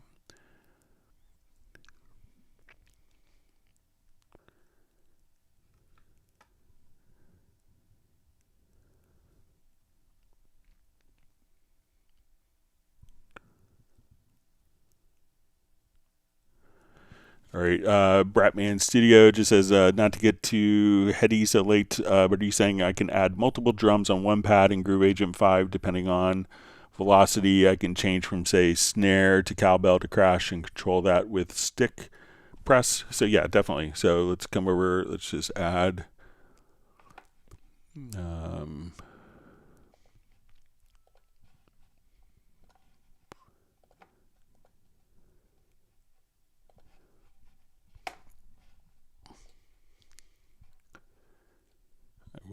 Let's just cut the kit.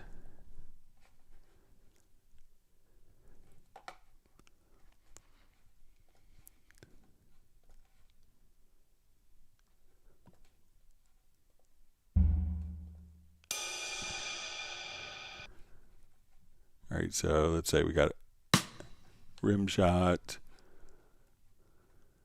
Let's do a kick.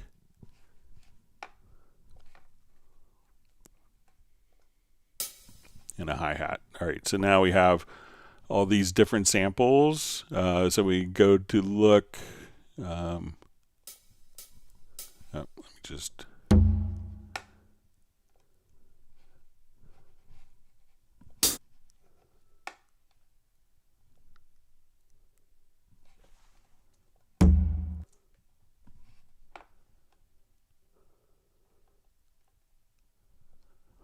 All right, so we come here, and when we go to the edit to the main, we could just choose velocity, and now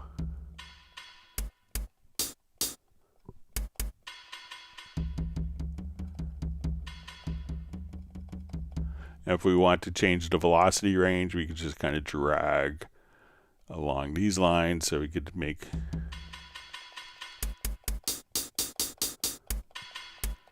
let's say I want that to be bigger, so one stick, and depending on your velocity, so you could have up to 32 different velocity layers inside of a Groove Agent pad.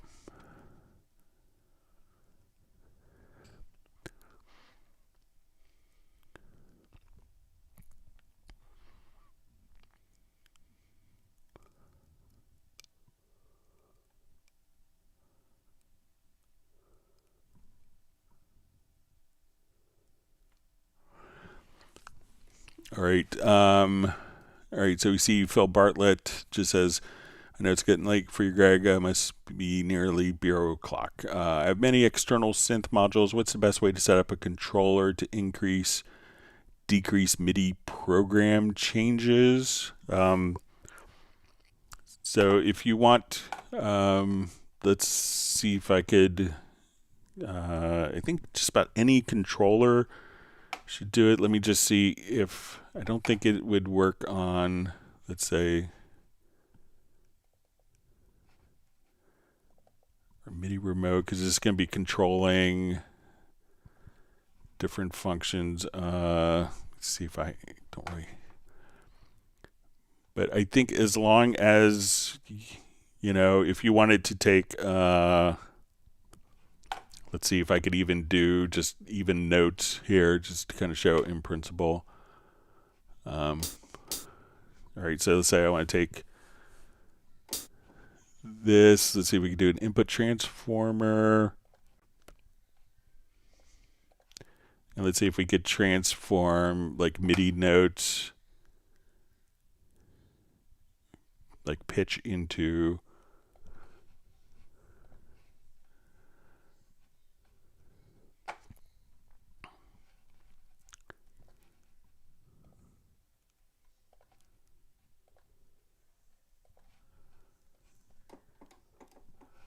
all right, so let's see if we come over here to our MIDI learn. So anything that would transmit MIDI this way, can just simply, if you have a controller keyboard that's actually transmitting, so you can see that as I hit different keys on my keyboard with this logical editor preset, that it is just sending the MIDI note number as program changes. So I could just take my controller, and as I hit notes coming in, so when this is turned off, we could see that I'm just hitting note on, note off messages. So I hit the same note with this on. Now it's program changes that are automatically. So that could be a way of easily taking your controller keyboard and just transmitting MIDI program changes without having to have a dedicated controller. And then you could just turn that off as needed. So let me know if that makes sense, Phil.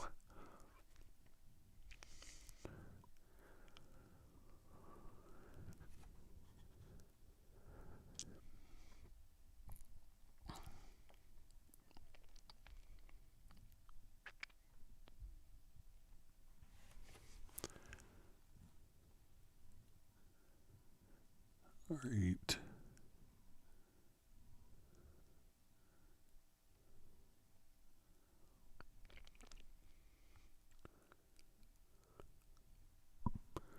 All right, Anthony Clark just says, thanks, Greg. Is there another way to replicate front-back panning using early reflection in Cubase? Been curious if it can be done other than True Verb.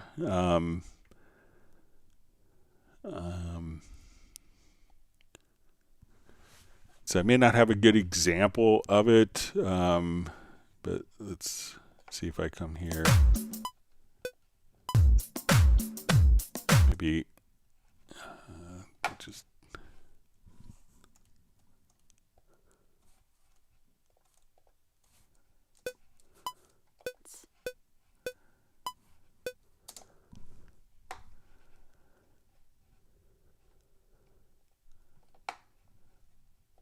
I think I have I may have a license for True Verb. I could check it out, but let's say if we just come over,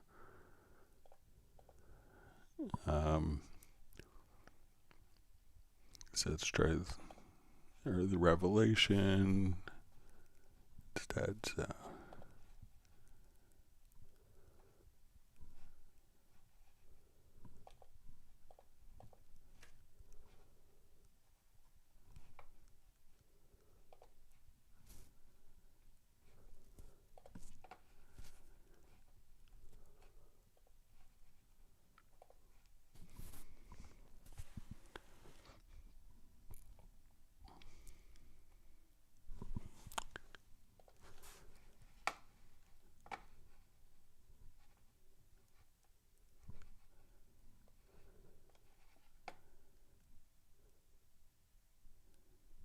Just seeing if there's a direct early reflection. So let's see if we.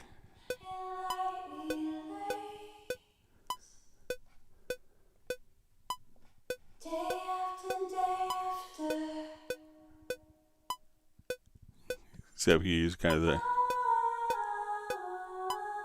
you can kind of make that kind of more front to back, but I could kind of check out more of the, but you could also, there's, I think even if you go and send a track to the panner, you could have it kind of leave to like a surround panner. Even if it's a stereo track, you could have it kind of leave the front a bit without using a reverb.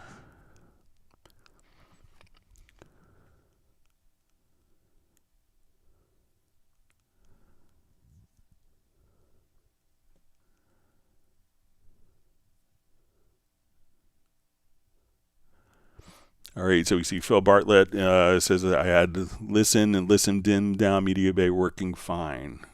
Too early in the morning, so hopefully you're all set. So glad that you got it figured out. Okay.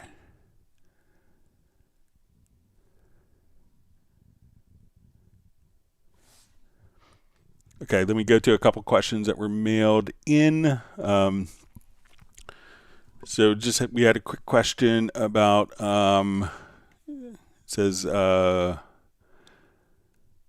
do you handle zoom states to go between different views when editing? All right, so there is a function here. Let me just...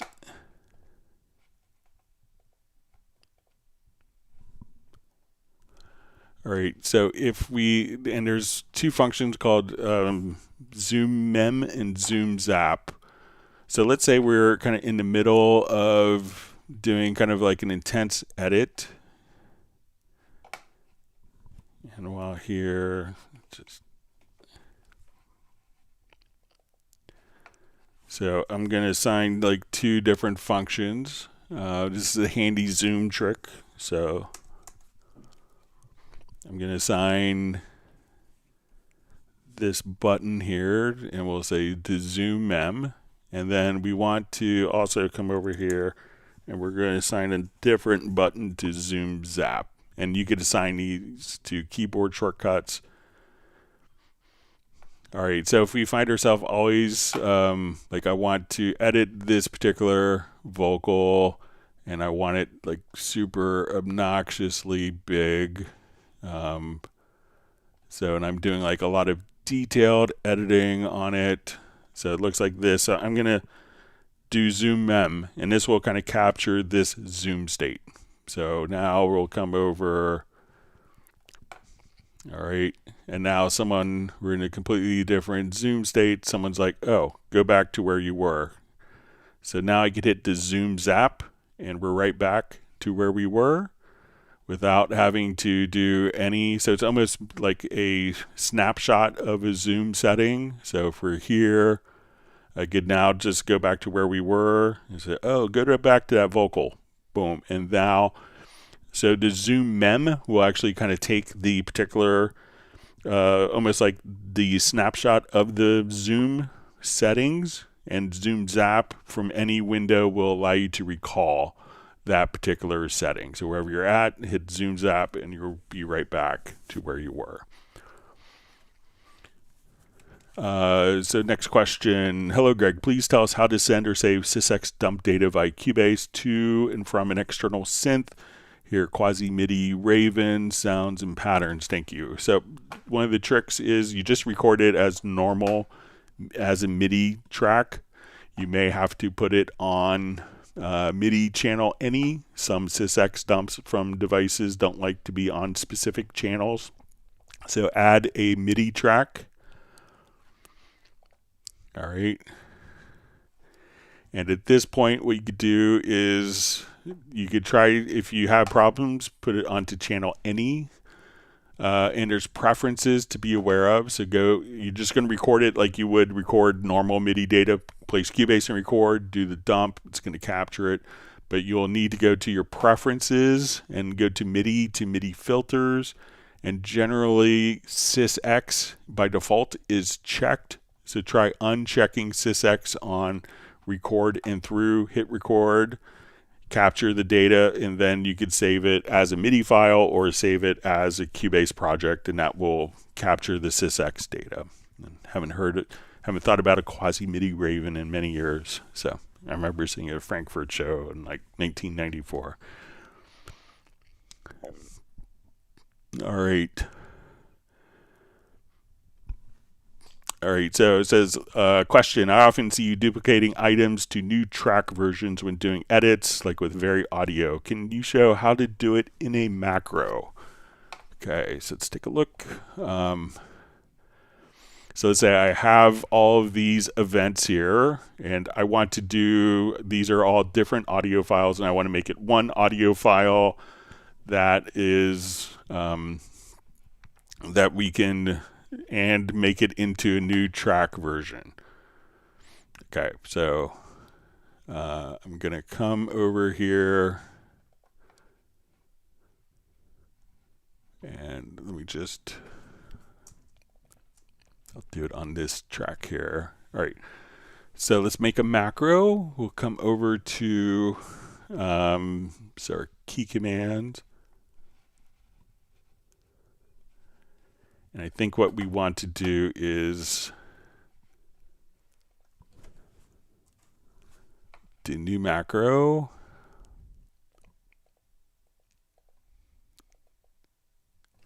So we'll say render to new version. Okay, so we're going to select all events.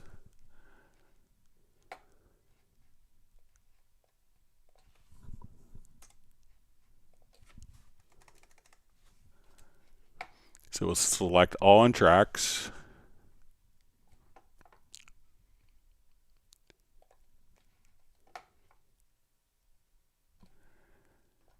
Then let's come over to duplicate version.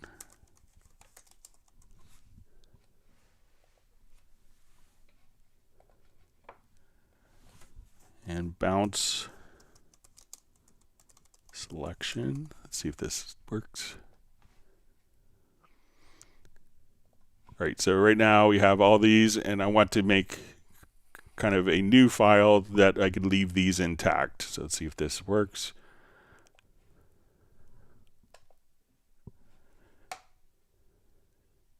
All right, let me try. I'll undo that. Let's change the order.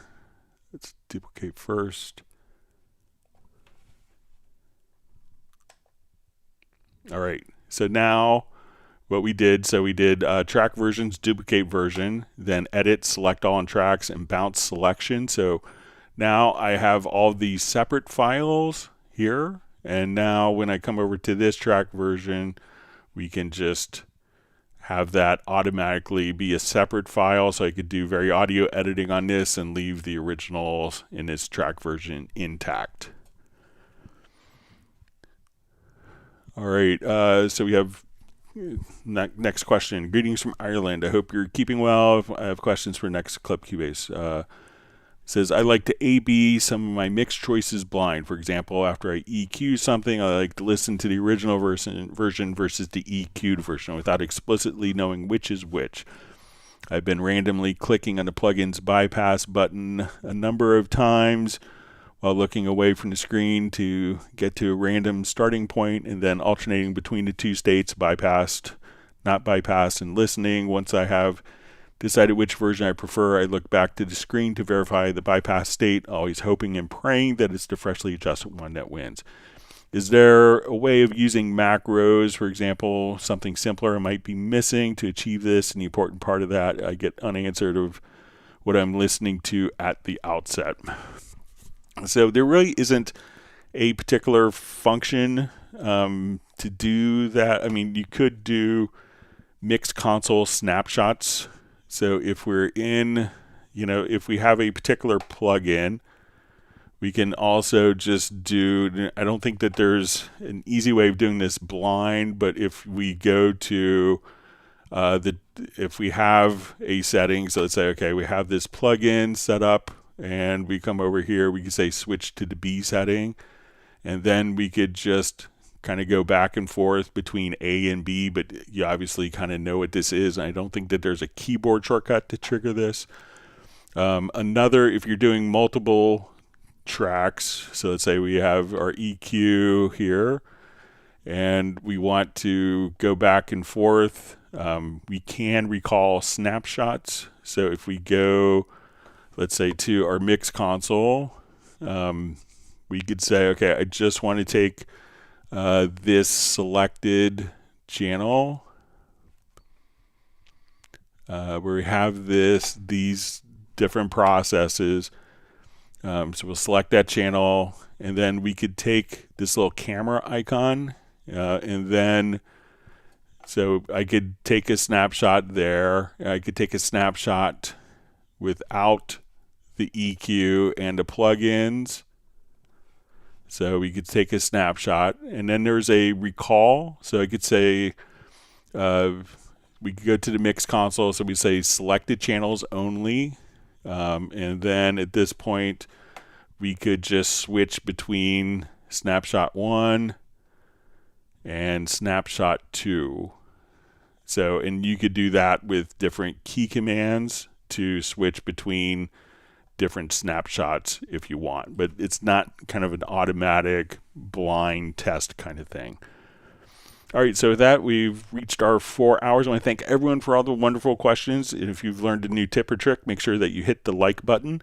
We'll be back on Tuesday, and about 2 hours into the live stream, we'll start our Zoom social meetup. I want to wish everyone a wonderful weekend. Everyone stay safe and healthy, and we'll see you back on Tuesday. Take care.